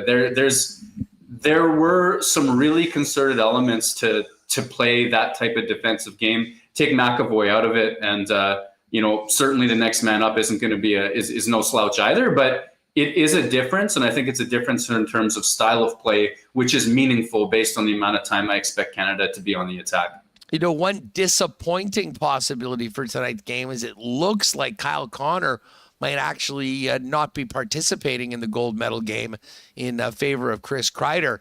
We know Josh Morrissey will be in there, and of course Connor Hellebuyck is going to be arguably the guy to focus on for Team USA, while we talk about on Canadian side with McDavid and McKinnon. Just thoughts on the three Jets through the first three games of this tournament going into tonight. Yeah, I feel for Kyle Connor because he entered the tournament as just an American superstar who was going to get the opportunity to play with like talent and sort of show himself on a stage.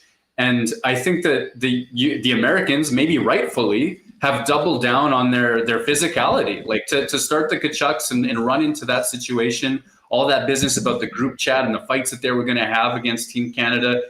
That's concerted. That is strategic. And I think that Kyle Connor doesn't bring that particular element to the game. So he's been an unfortunate casualty of their I guess, strategic attempts here. And I feel for him because he has the skill to play at this level. To be sure he does. But they're going more meat and potatoes where they can. And credit to them. Their meat and potatoes players are skilled. There's a lot of quality there. It's kind of like in the Kachucks, they have two Marchands and closer to the prime of their career, and that's an annoying prospect. Connor Hellebuyck, I don't know how much time you want me to spend talking about Connor Hellebuyck, but I am delighted every time I see a headline that doubts his big game ability because of those playoffs against Colorado.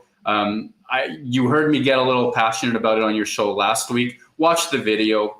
Just consider the defensive quality. Consider the scoring chances and the saves that were made. This guy didn't stop being an elite goaltender because of those playoffs. So, just in terms of narratives, and I like to think that my opinion is right here, and my opinion is Connor Hellebuyck is an elite all-world goaltender. I've liked that he's put together tournament-leading numbers and has hopefully silenced some of those critics. Ideally, that means strong stretch run, strong playoffs, because that's the echelon of goaltender that he is. Josh Morrissey, the only analogy I can think of, and I hope that this works, but I don't know if anybody's ever been at the gym and they think to themselves, this is the weight that I can do on this machine. You put some weight on the bench and you're like, okay, this is how much I can bench. You get used to it. You think that's what you can do. You work out with somebody else one day. They throw an extra 10 or 20 pounds on there. And what in the world, all of a sudden you can move that weight to? It was your own limitations sort of holding you back from doing what you could all along. For me, the analogy there is I think Josh Morrissey is learning about himself as an elite player, even at this level, in new ways. Like when Makar was out and Morrissey's playing enormous minutes, he could hang with those elite talents and the offensive dynamism, that number one power play unit that he was on. I think that this guy has more in him than even we have seen or known to this point. And I hope for his sake that that's the lesson that he's taking out of it, that like, despite the step forward he made 3 years ago and the bigger step 2 years ago and the defensive step this year, there's actually more to Josh Morrissey. And we got a chance to have that revealed to us. Hopefully for him, that's a long-standing lesson and even better for his career and for the Winnipeg Jets as well. Yeah, I mean, I think all three of these players will come back with some major benefits of being surrounded by the guys that they have been, playing with the guys that they have been, playing in these high-pressure, high-stakes games, no bigger than this one tonight.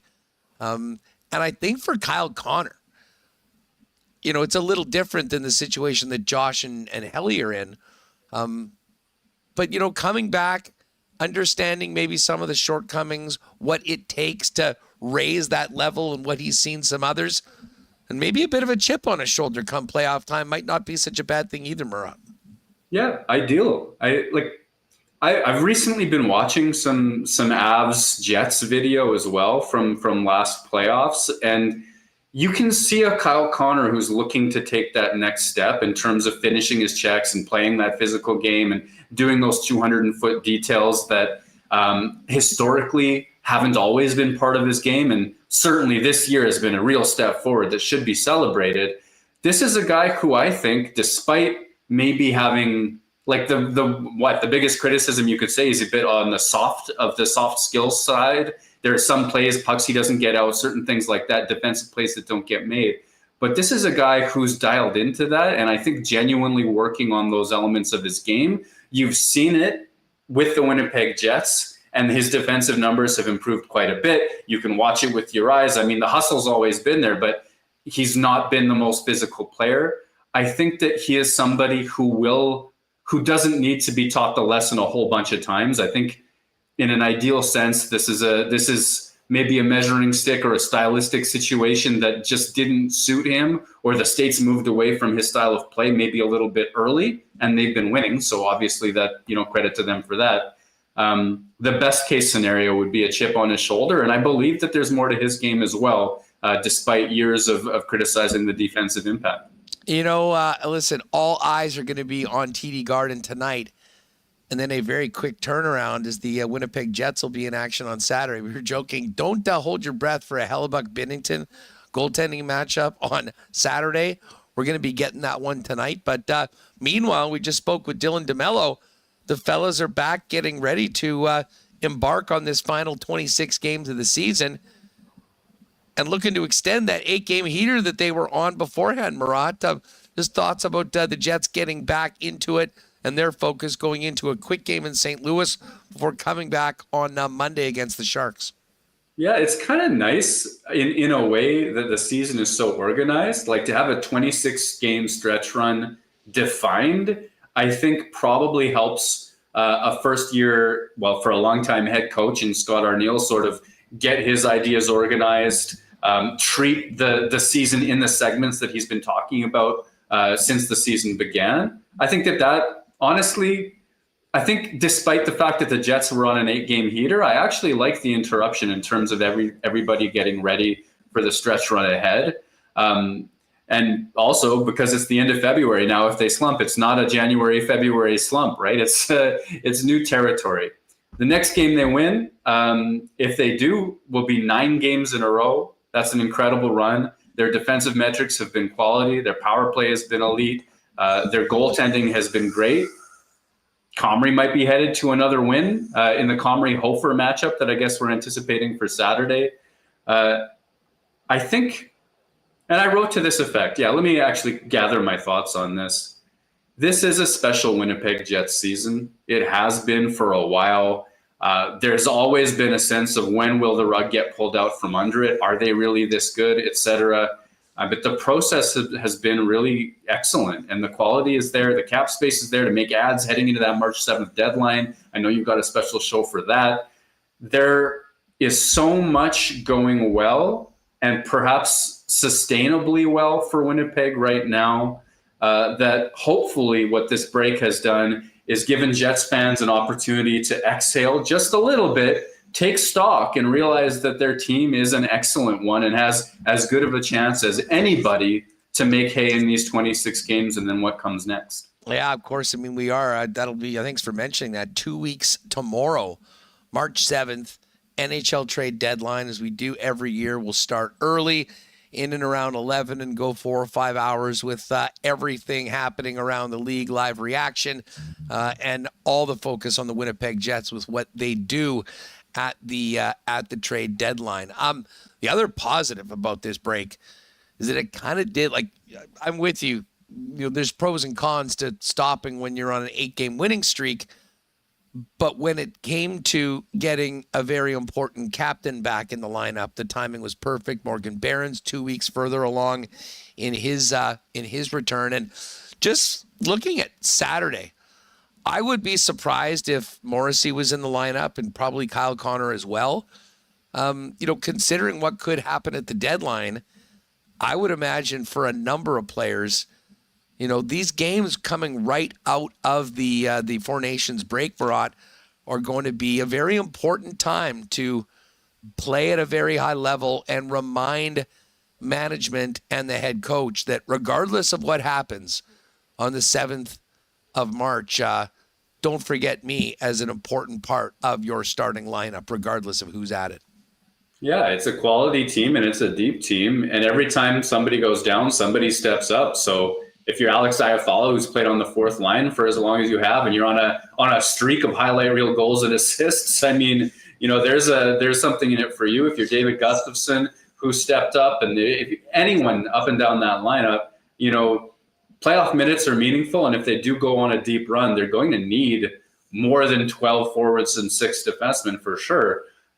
So that is meaningful. And I also think, to the extent that, without Morrissey, I've had Scheifele in my Team Canada mind for a second. Without Morrissey, Hellebuyck, and Kyle Connor, if that's the case, then the guys who are maybe associated with areas of upgrade, like that second line or a top 4 defenseman or something to that effect, I think Winnipeg thinks that they've got a lot of things in place, and it's more about chemistry than maybe making an enormous swing at the deadline.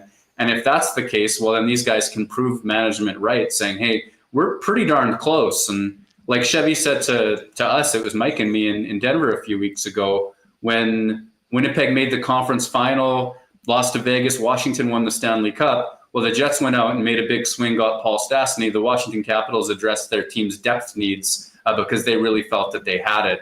And there's a chance Winnipeg's wearing that same hat heading into the deadline too.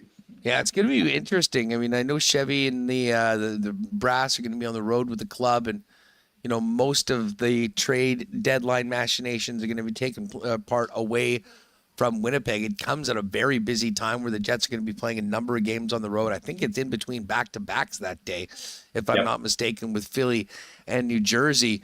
So there'll be a lot going on. And again, the bottom line for the Winnipeg Jets is they have earned themselves a very lofty spot in the standings, Murat. We know about what happened last year in Colorado. They've got a cushion right now in the division and in the conference. Very clear what the goal is through these final 26 games. Continue to play consistently at a very high level. Ramp up the game maybe to another level come playoff time, but clinch that number 1 seed. Have the playoffs run through Canada Life Center in the Western Conference at minimum. And maybe put yourself in your most advantageous position in the first round against the second wildcard team, considering the way that top 7 looks in the West. Yeah, the Jets have never, despite having had a couple of teams close to this good, right? Like the 2018 edition, I think, is the standard bearer, but we have the playoffs to look to as proof for that one. And then certainly last year as well, there was a time where they were pretty high up in the standings for a large portion of the year. But they've never been able to pick for themselves a seed to feast on. They've never had quite that opportunity. And I think that is meaningful for them heading down the stretch. I think of that 2019 team that we thought of as cup contenders, and they struggled so badly to, I think it was 99 points in the end. And then they had St. Louis on an absolute heater to contend with. Like, that hurt that team. So I think in terms of doubling down on Winnipeg's own standards of 200-foot play and all of the different things they've done so well this year, in terms of setting themselves up for the future in the best situation possible, I don't think you're going to see them coast at any point, despite the 9-point lead in the West. I think that they do feel there's a lot at stake, and are probably, like, it's not the right word, but I was going to say afraid to pump the brakes a little bit. I think that you got to keep the train going and commit to all of the things that have gone well, and just ramp that up as much as possible if you're them. Murat attached with us from The Athletic and theathletic.com. Murat, always great having you on the program. Fill people in on what you have been focusing on and what you're cooking up over at The Athletic. Yeah, I mean, earlier this week, I sort of just took stock. I was feeling reflective. I was feeling like it was important to sort of put this season in perspective. And I wrote a piece that I think it's called, I don't always pick my headlines. So I think it's called "The Winnipeg Jets Season is Worth Appreciating Whatever Comes Next." And I believe that to be true. And I laid that out, and I really hope folks get a chance to reflect on that heading into the stretch run. This morning, I have a piece that's gone up evaluating all the possibilities for Nikolai Ehlers' future. And obviously, he's an important part of Winnipeg's success, an enormous part of the top power play.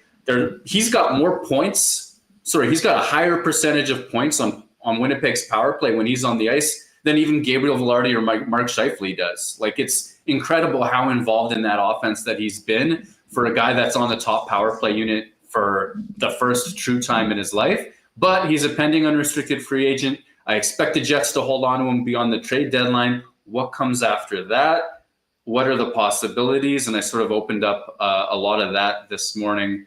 And then, of course, I mean, lots of trade deadline talk coming down the pipe and the stretch run as well. Murat, wherever you're watching the game, enjoy it tonight. Let's all hope for the result we're looking forward to. And can't wait to see the Jets get back at it and resume play on the weekend and talk to you more about it in the coming weeks. Have a great one tonight. Enjoy the game. We'll talk to you soon.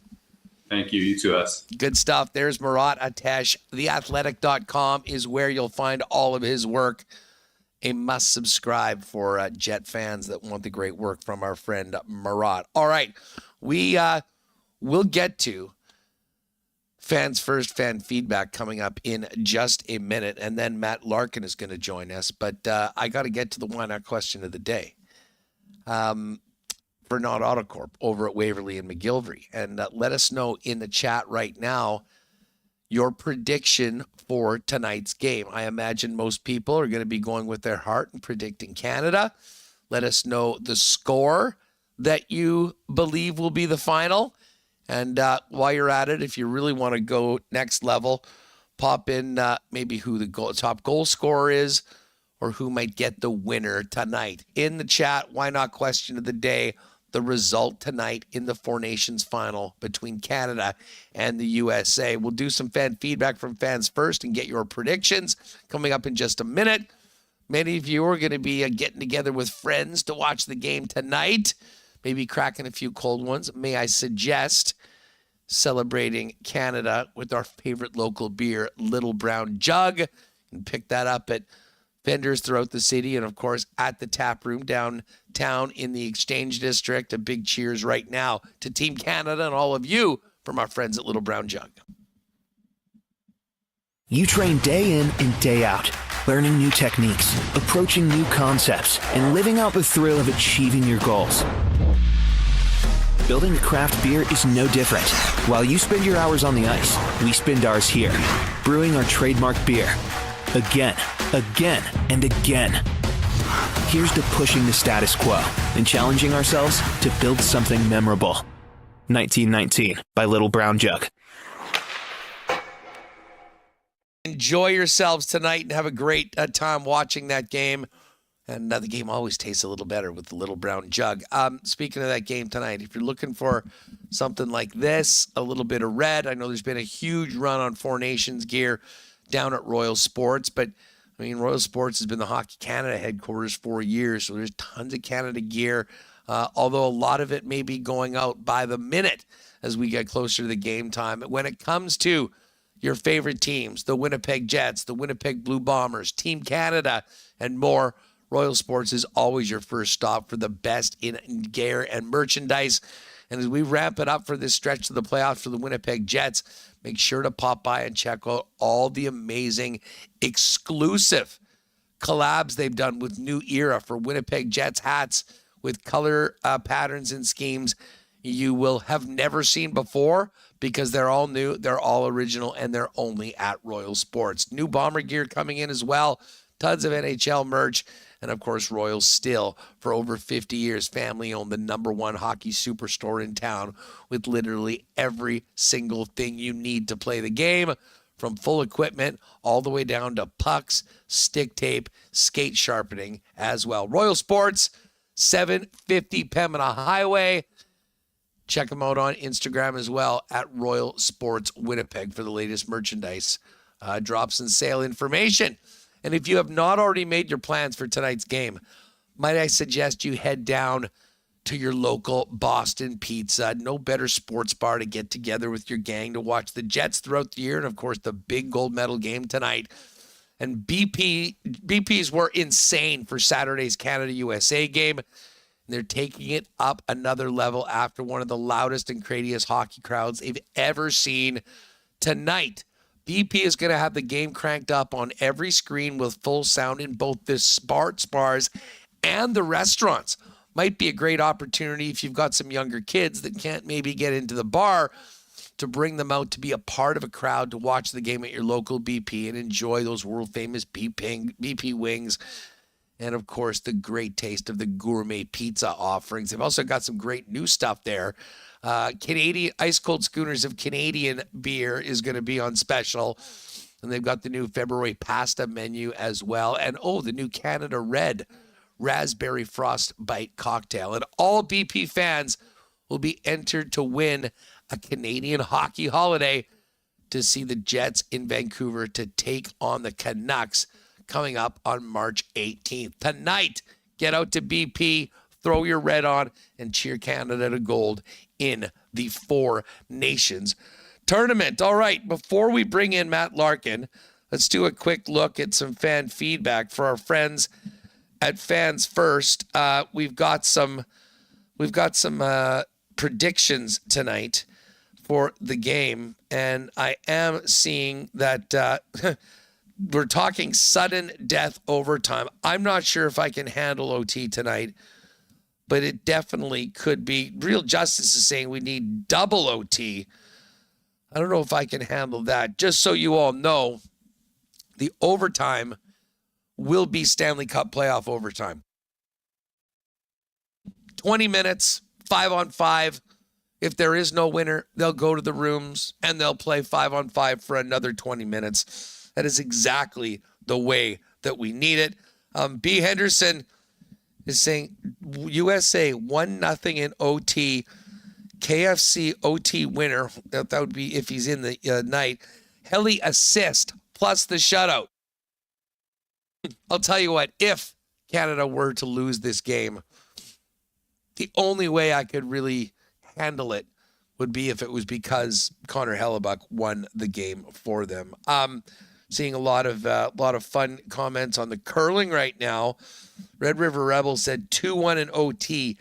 Sid gets the primary assist to McDavid, handing the baton the way that he picked it up. GFL, wow, Greg, if we get this one, I might not be able to last the night. Canada 6, USA 5 in triple overtime. And Natalie said the score is going to be close. 3-2 sounds about right. Helly won't let more than 3 max in. Keep your fan feedback coming for fansfirst.ca. Of course, Fans First, your number one spot for buying and selling Winnipeg tickets on the resale market with no added fees. When you go to fansfirst.ca and click on a game and look at some seats, that number you see is what you pay. No fees on top of it. And when it comes to selling tickets that you might have an extra pair for, best customer service, quickest payment, no-brainer to utilize fansfirst.ca. You know exactly what you're getting back when you post the tickets, when they're sold, and you'll get that payment in your account the next business day after the game. Fan feedback brought to you by Fans First, by fans, for fans, no fees. We will get to the Coolbet lines. I think they've got about 300 offerings for the game tonight. We've cooked up a couple fun ones as well with my crew in the lock shop. But right now, let's talk a little bit more about the big one tonight and welcome in Matt Larkin from Daily Faceoff right now on Winnipeg Sports Talk. Matt, what is going on? How much have you enjoyed this tournament so far? Oh my God, Hustle, I can see you got the jersey on. I love the spirit. And this has been absolutely unforgettable. I was saying before, I was an optimist about the tournament. I had a pretty good feeling because we hadn't been exposed to best on best for 9 years, but it's still blown the doors off my expectations. And I don't know if I've ever seen anything like what I saw last Saturday, especially for Canada USA. Listen, I'm with you. I mean, I was, listeners will know I was pounding the drum. We're finally getting best on best. I don't care if it's 4 teams. I don't care if it was just Canada, the USA playing a few times. Circle that date on the calendar. This generation finally gets their opportunity. And even still, as the biggest booster, this blew my expectations out of the water. And I have to think, to be honest, the Team Canada, I mean, we had a great chat talking. I mean, it was so much fun talking about building the team. I mean, for guys like what we do, I mean, it was so much fun content-wise. But I have to admit, I'm not sure that Hockey Canada brass ever really considered it going to where it did between Canada and the United States. Because to be perfectly honest, I don't know how Tom Wilson wouldn't be on the team. I mean, you could make a great argument with him. What does he have, 28 goals already? I mean, kind of a bit of a unicorn in itself. Their unicorns are the Tkachuk brothers, and they're on the team. Tom Wilson isn't. And based on that first 9 seconds of that game, I have a feeling that there might be some regret within Team Canada management that Tom Wilson wasn't on the squad. Yeah, it's a really great point, Hustler. And it's funny, you know, we could say foresight was 2020 when it comes to the goaltending choices. You know, Logan Thompson, I think everyone saw he's been the best goalie in the league other than Connor Hellebuyck. That was an obvious blunder. Even Zach Hyman, I said, why are you going to pass up the chemistry with McDavid? It takes 2 games for Canada to find the right line mates for McDavid. That wouldn't have happened without Hyman. But with Tom Wilson, I 100% agree. I think it's a reactionary thing. No one could have seen it coming. No one, I don't think, expected the fights. I didn't think it was going to get to that level of nastiness. And the hard part now is when we go to the Olympics, it's IIHF rules. It's going to be a different battleground. So you could react and bring Tom Wilson, but he might not actually fit as well in Milan, right? Let me just ask you on that, because we were kind of kicking this around. I mean, yes, it's double IHF rules, but it's also National Hockey League officials. Do you think it'll be significantly different the way that the games are called, even with NHL refs? Because to be honest, that's been the beauty of this tournament. We've taken the best officials. They understand the way this game is played, and they've really, for the most part, given the players the opportunity to be at their best. And I mean, the product has spoken for itself. Yeah, it's a great question. I believe we are going to see something different. Even John Cooper referred to it. He kind of was explaining that this is why we got the hockey we did between Canada and USA last weekend, because they were able to play in sort of an NHL battleground with all the same rules. Whereas even just for things like fighting, at least if I remember correctly off the top of my head, IHF rules on fighting are very different. And you can't just throw down 3 times in the first 9 seconds of a game when you're out there in Milan next year. Yeah, well, as I said, we won't worry about Milan and Italy next year because we have and this game tonight, listen, I know there's been a lot of talk, and depending on how old you are and what you remember, you know, the biggest game in fill in the blanks. Certainly, I mean, 2010 for the Olympics was huge, Salt Lake, from a Canadian perspective. But I have to admit, and being around here in Boston, and I know many of you guys were in Montreal last week, the political climate around these teams has given, I mean, I wasn't around for it, neither were you, but there is some 72 Summit Series vibes when it comes to this hockey game tonight, because it seems like there's so much more to it with the investment of people on both sides of the border based on things that really have nothing to do with hockey. 100% right. And I've been feeling this the entire way. And last week, in the last couple of weeks, I talked to Mike Ruzioni and Paul Henderson about it. And they agree, especially Paul Henderson and the guys from the Summit Series team. I talked to Ken Dryden last week and Serge Savard, a bunch of guys who are in town, and they all felt like, yes, the backdrop, they felt like they were playing for more than a hockey game, and it kind of was warfare. That was the term they used, which is really interesting because Sam Bennett last Saturday said, it's not every day you get a chance to suit up and fight for your country. Those are the words he used, like he was fighting a war. For the Americans in 1980, Ruzioni described it a bit differently. He felt like they didn't sense it in the moment, but with each passing year, they understood the magnitude more. So 2 different ways to think of it. I think Ken Dryden, he summarized it best, kind of synthesizing the 2. He said, it's nationalism. It's not necessarily true patriotism and you know, mental warfare, but the backdrop definitely enhances the sense of nationalism. If you don't believe that, I mean, you had Trudeau in the building on Monday. You have Trump calling Team USA leading up to this game, tweeting about the game. It obviously is enhancing the excitement toward the game. And if anyone says otherwise, they're lying. Yeah, I mean, listen, you know, we heard that I actually thought that Trump would be here tonight for sure.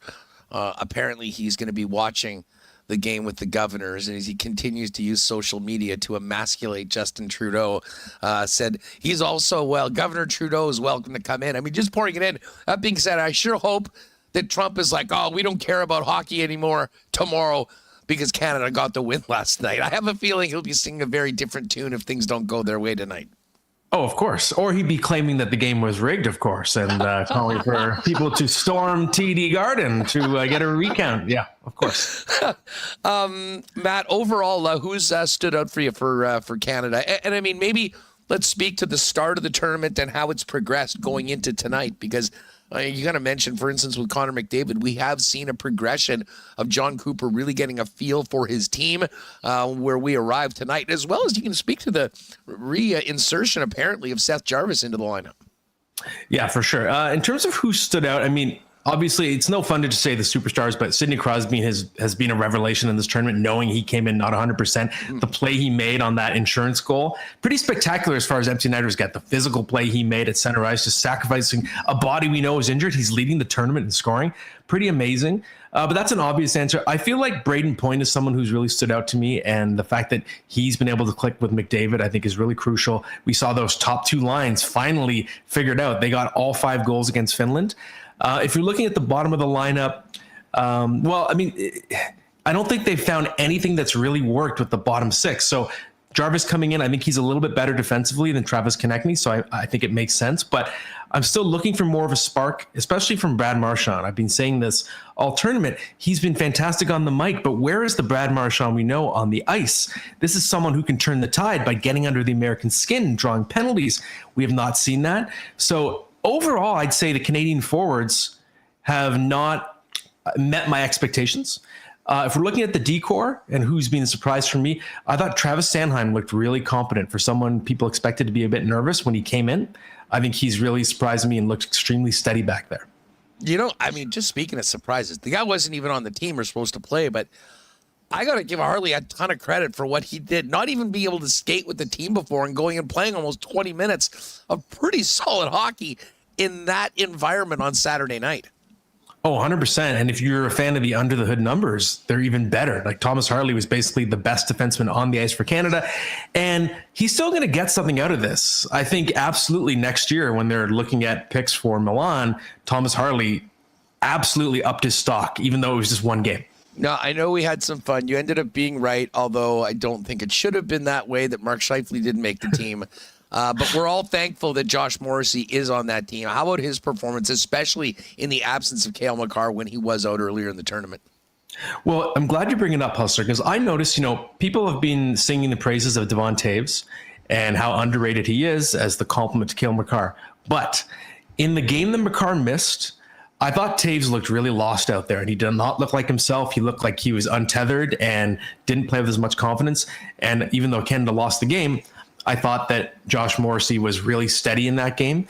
And if I remember correctly, he went up to the top power play unit as well. And I think he just looked really seamless, really comfortable stepping in. He's someone who obviously we know his offensive game, but he's also a minute muncher. It's not like he's an elite shutdown defenseman, but he's capable of playing a lot of minutes and against other teams' top players. So much of this game tonight could very well come down, and this is what scares me, could come down to the 2 guys in the net. Hellebuyck let in an un-Hellebuckian goal to start off the tournament, shut the door the rest of the way. And listen, I don't think there's a goalie on planet Earth that's stopping Connor McDavid on the one that did get by him on Saturday.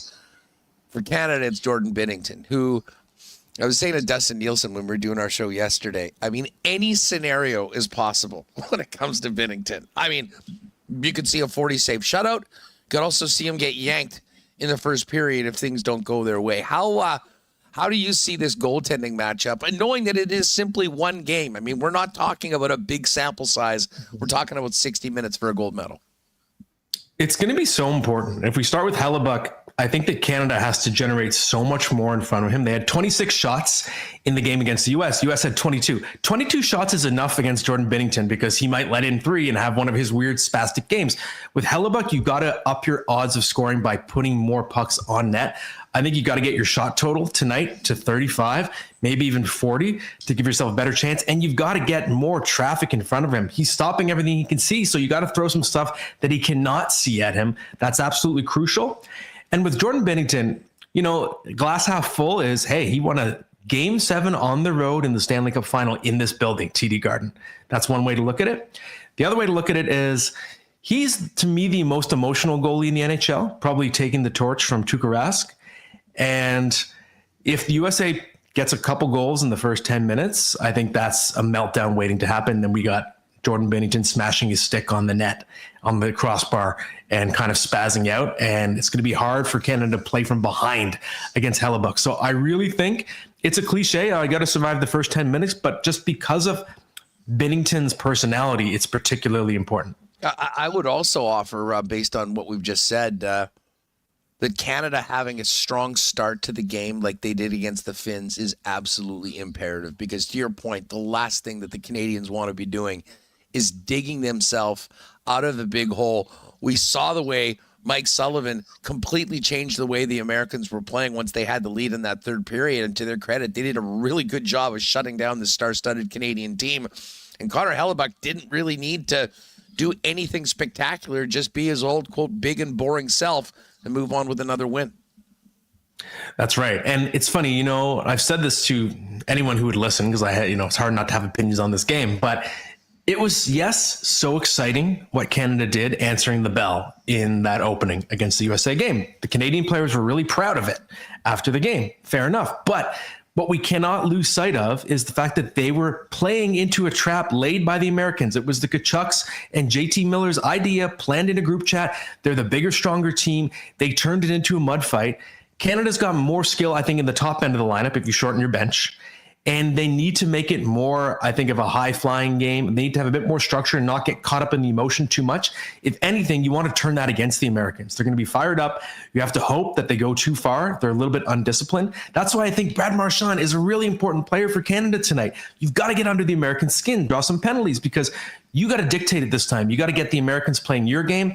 Yes, it was a proud moment, but you lost the game, Canada, because you played, maybe not because, but you happened to play the American style. And I do think it got Canada away from its own structure. So to me, you can't lean into that, because you're not going to win that type of battle, especially on the road, against just a much bigger, much more physical team. You know, I know John Cooper loved the way his team stood up for themselves and answered the bell, if you will.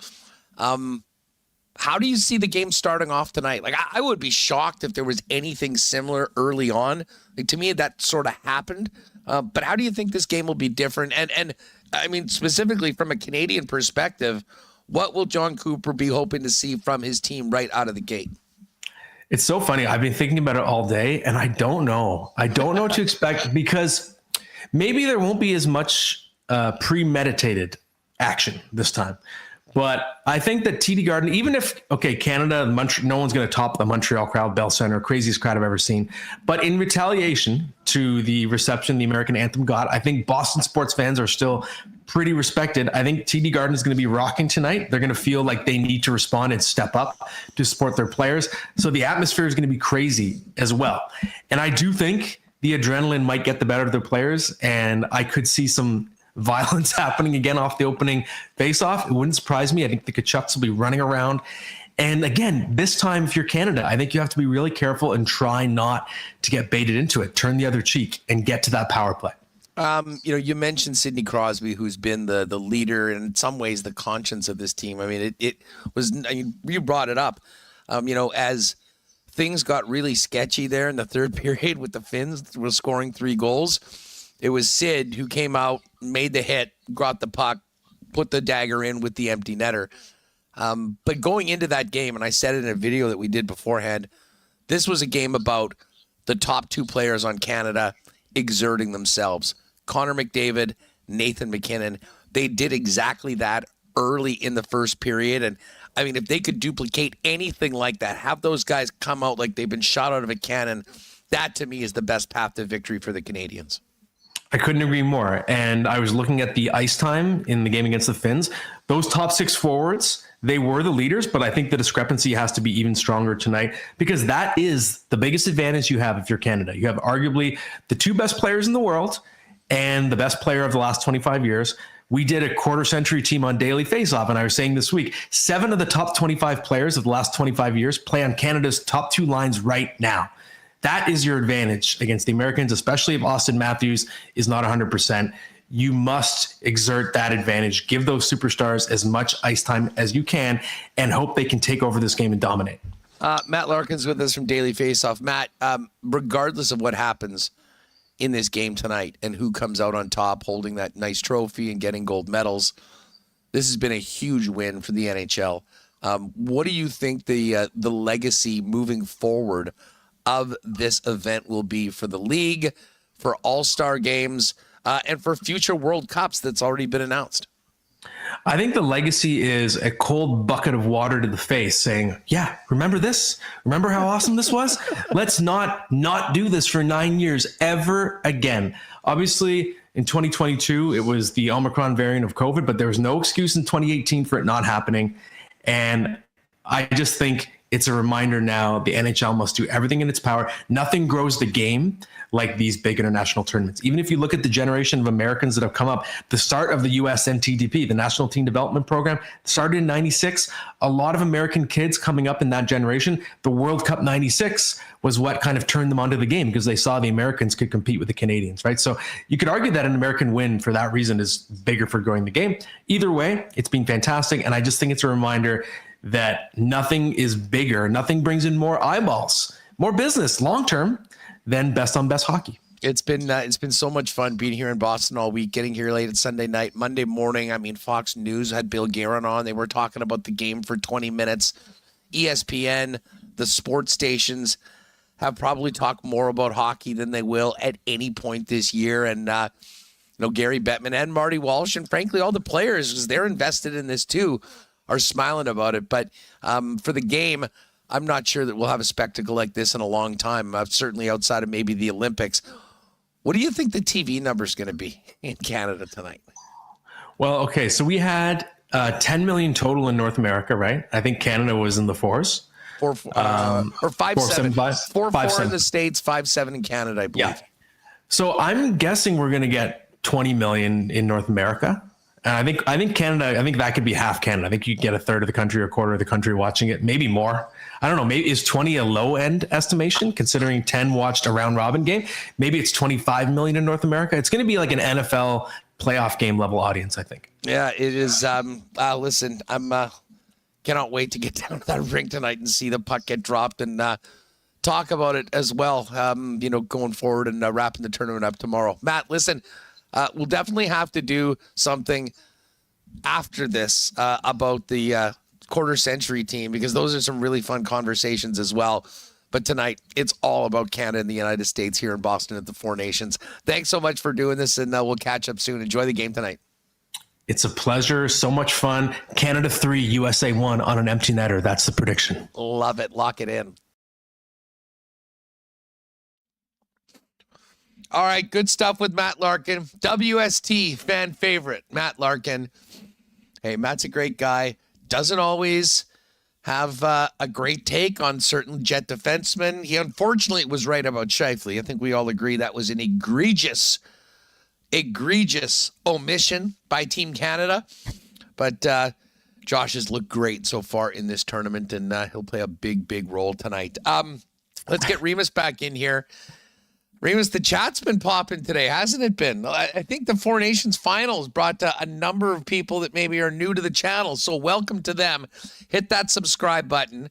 Hit that thumbs up button as well, by the way, and join us daily, Monday to Friday, 1 p.m. Central, right here on WST, even when we're not talking Canada-USA before the big game tonight. Yeah, here I had to put on my Joe Sakic 0-2 jersey. I put that one on for good luck here today in the final segment of the show. But yeah, a lot of new people in the chat.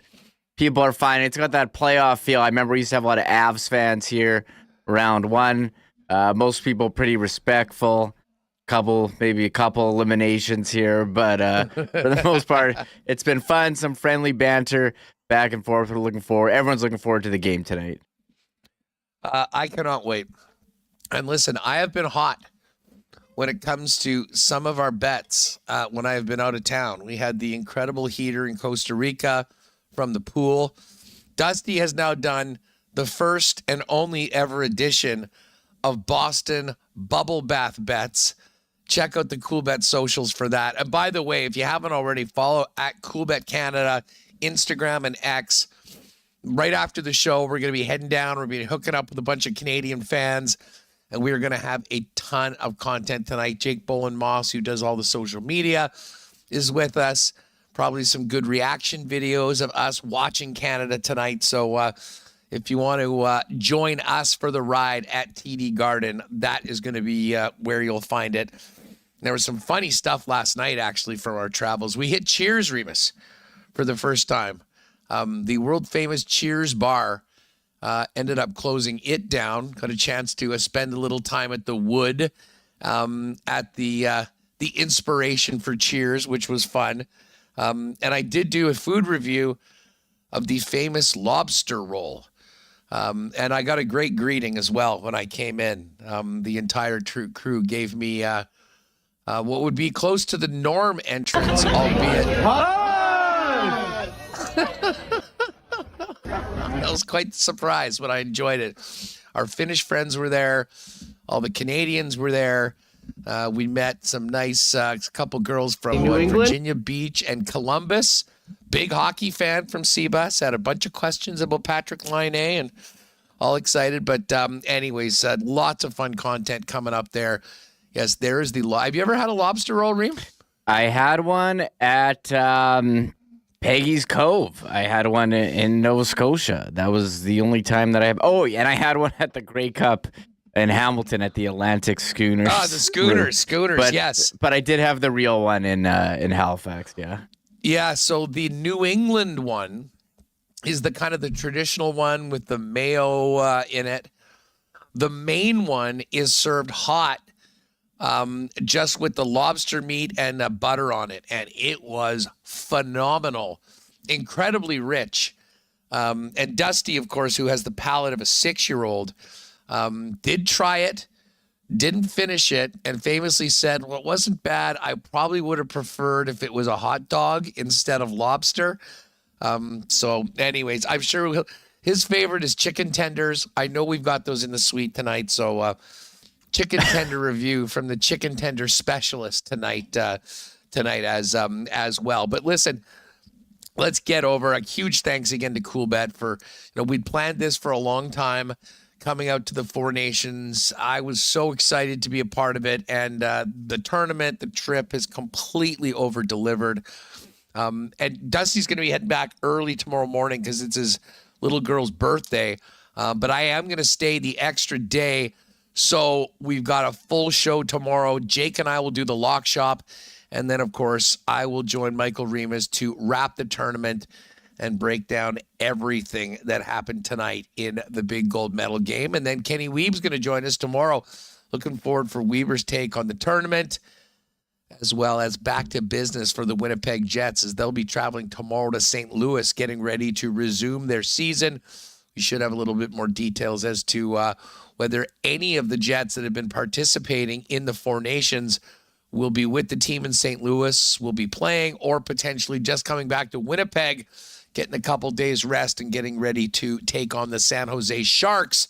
Of course, Jets' next action is San Jose on Monday. And a good time to remind you, our next and final WST game of the month is Friday, March 28th against the New Jersey Devils. We are 5-0 as a group this year for our WST games of the month. We need to make it a perfect half dozen against Jack Hughes, Luke Hughes, and the New Jersey Devils. So make plans to join us. Friday night game, the last Friday night was so much fun with the Islander game, the last one before the break. So their final chance to join us for one of our WST games of the month is March 28th. We get those tickets now before they're gone. WinnipegJets.com/WST. Click on that link, and of course your ticket also includes a beer or a drink of your choice. And that'll be done through the Jets 360 app. But hoping we can make it 6 in a row and then get ready for some playoff hockey. Hopefully a long run of playoff hockey in Winnipeg. But the focus on tonight is on the Four Nations. Canada versus the USA. Remo, let's get to these Coolbet lines. I think Jake told me when we were doing the lock shop there is about 300 offerings for this. And I've been seeing some scuttlebutt just from the world of sports betting that this is going to be the most bet hockey game in years, more than Game 7 of the Stanley Cup Final, crushing a number of records from NBA Finals as well. I mean, listen, Remus, this has a big game feel. There's been 3 days to lead up to it. There's everything that came out of the first game between these two clubs on Saturday night. And as we look right now at the odds, it is very close to a pick 'em on the money line.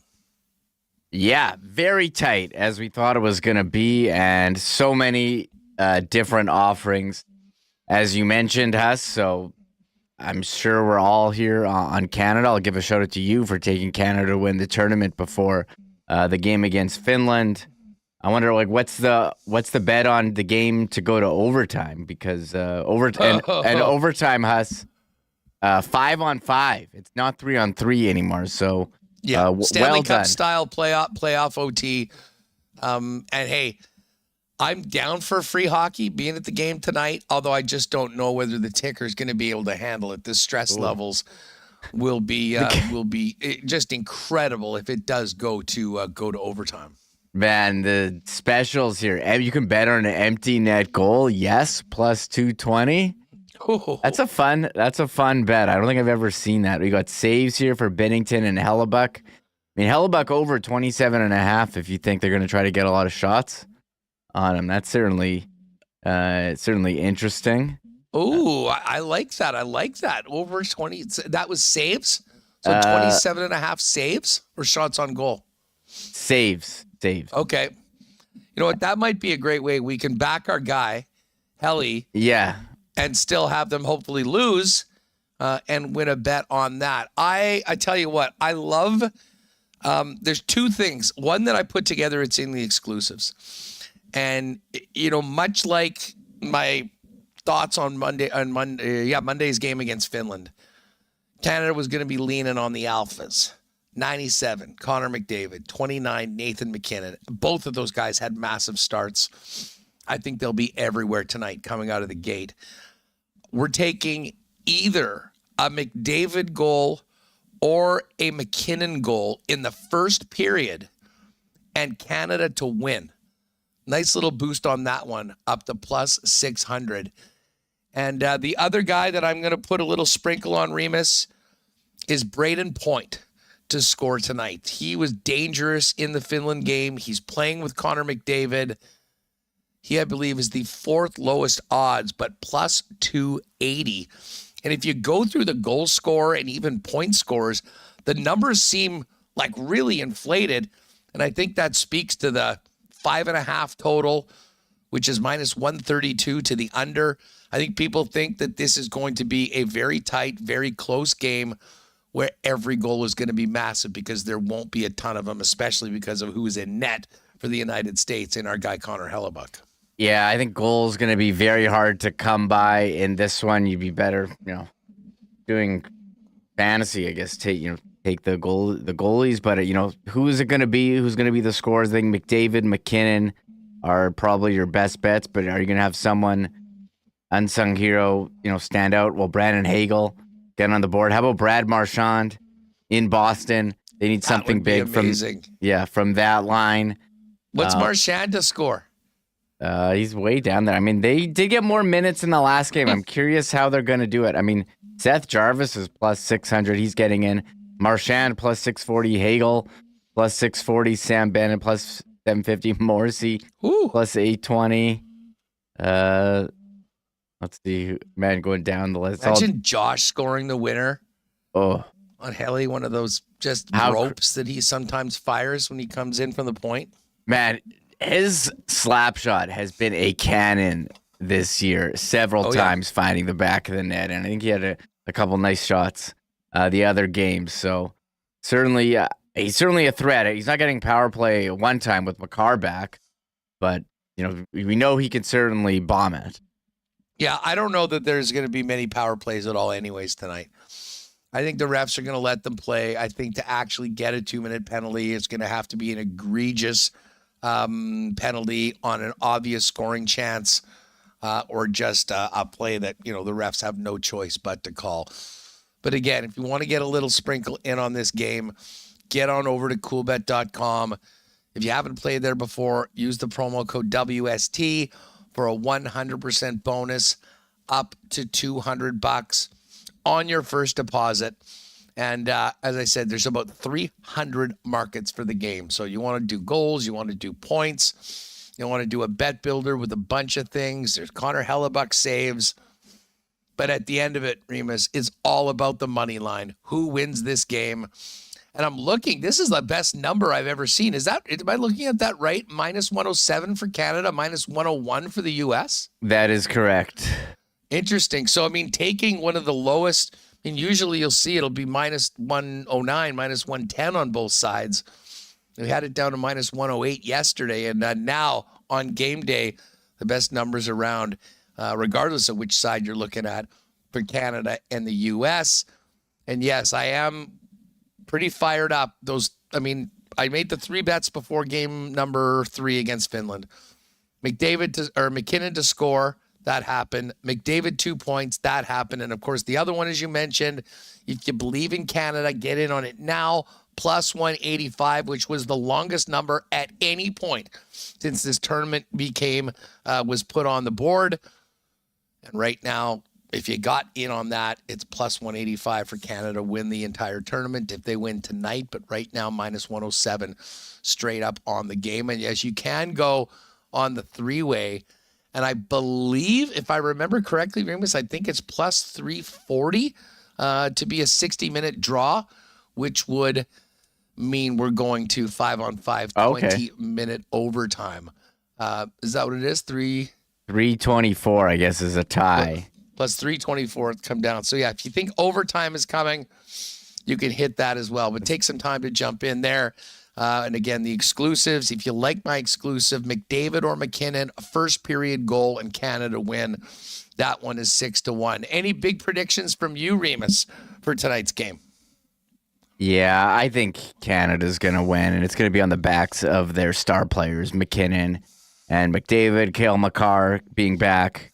I mean, huge boost to the offense. They really struggled to generate and get to those areas in front of the net, and they really seemed unsure, late in the game. And I think USA, I think that was their peak, that Saturday game against Canada. Yeah. Canada seems to be trending up, and USA is very banged up. So I think this is Canada's. It's going to be a nail biter. It's going to be very tight. Going to go down to the end.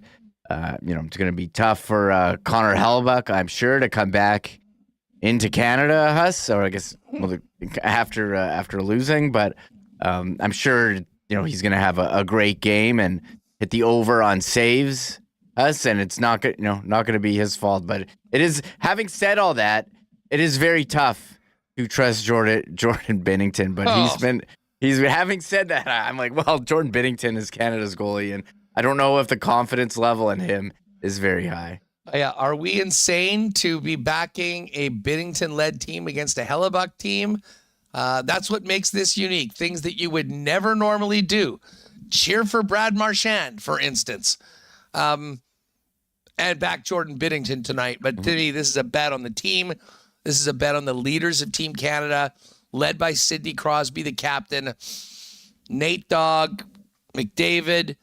This is their time. They've been waiting for it for over 10 years. They finally get the opportunity to do it and win a big international victory for Canada with everything else surrounding it. Again, Coolbet.com, 300 markets for the game. Get on over there and get set up for the game tonight. That is going to do it for us. We will have a ton of content coming out of TD Gardens, so follow my socials as well as Coolbet Canada. Myself, Dusty, and Jake are going to be heading down there momentarily, catching up with some Canadian fans, and then getting to the suite and getting ready to drop the puck tonight. Remo, have a great time. Are you watching the game at home? Are you doing anything for it? Or I'll be watching the game at home, putting the kids to bed at 7, sitting down and, doing some social media stuff for Winnipeg Sports Talk. Beautiful. On all the platforms. So I'll be tuning into the post game. I was supposed to play hockey at 10, but I had to cancel. That's a tough night. It's a tough night to expect to show up for a 10 p.m. game. I had to click no. Normally I'm love 10 p.m. games. Put everyone to bed and I get to go. On this night, I was like, look, I'm going to have to work. So you're working. It's a professional conflict. Exactly. I mean, we have a lot of doctors on the team that can't go because they're on call. I'm also on call. Like, what if Josh Morrissey scores the winner? I got to be there for the Winnipeg Sports Talk social media. You bet. At Sports Talk WPG on all platforms. You should, if you're not already following those, please make sure you're tuned in on all of that. And as I said, we'll be cranking stuff out on the Coolbet socials, myself and Dusty here from Boston. We will have a show tomorrow. I'm going to push back travel till Saturday so we can recap the entire tournament and get ready for the Jets to resume their season on Saturday. Kenny will join us, and we'll have so much more from Boston after tonight's Four Nations final. Special thanks to Andrew, Pat, Jake, and the gang at Coolbet for making tonight possible and this entire trip. Huge thanks to all the sponsors that make Winnipeg Sports Talk happen each and every day. Again, check the links in the description for those auction items, including the trip to Aikens Lake with me. Would love to have one of you join me for what would be an incredible 3 days this summer. And, of course, get your tickets for the Whiskey Fest event 1 week today. We'll be watching the Jets go at it with the Nashville Predators in Music City. Enjoy the game tonight, folks. Go Canada, go. We'll see you tomorrow, 1 p.m. from Boston one more time to wrap the tournament and get ready to resume the NHL season. Thanks for joining us, and enjoy tonight's tilt between Canada and the United States. Oh, my God! Oh! Shut it down! Let's go home! Thanks for tuning in to Winnipeg Sports Talk Daily. Make sure to subscribe on YouTube and your favorite podcast feed at winnipegsportstalk.com.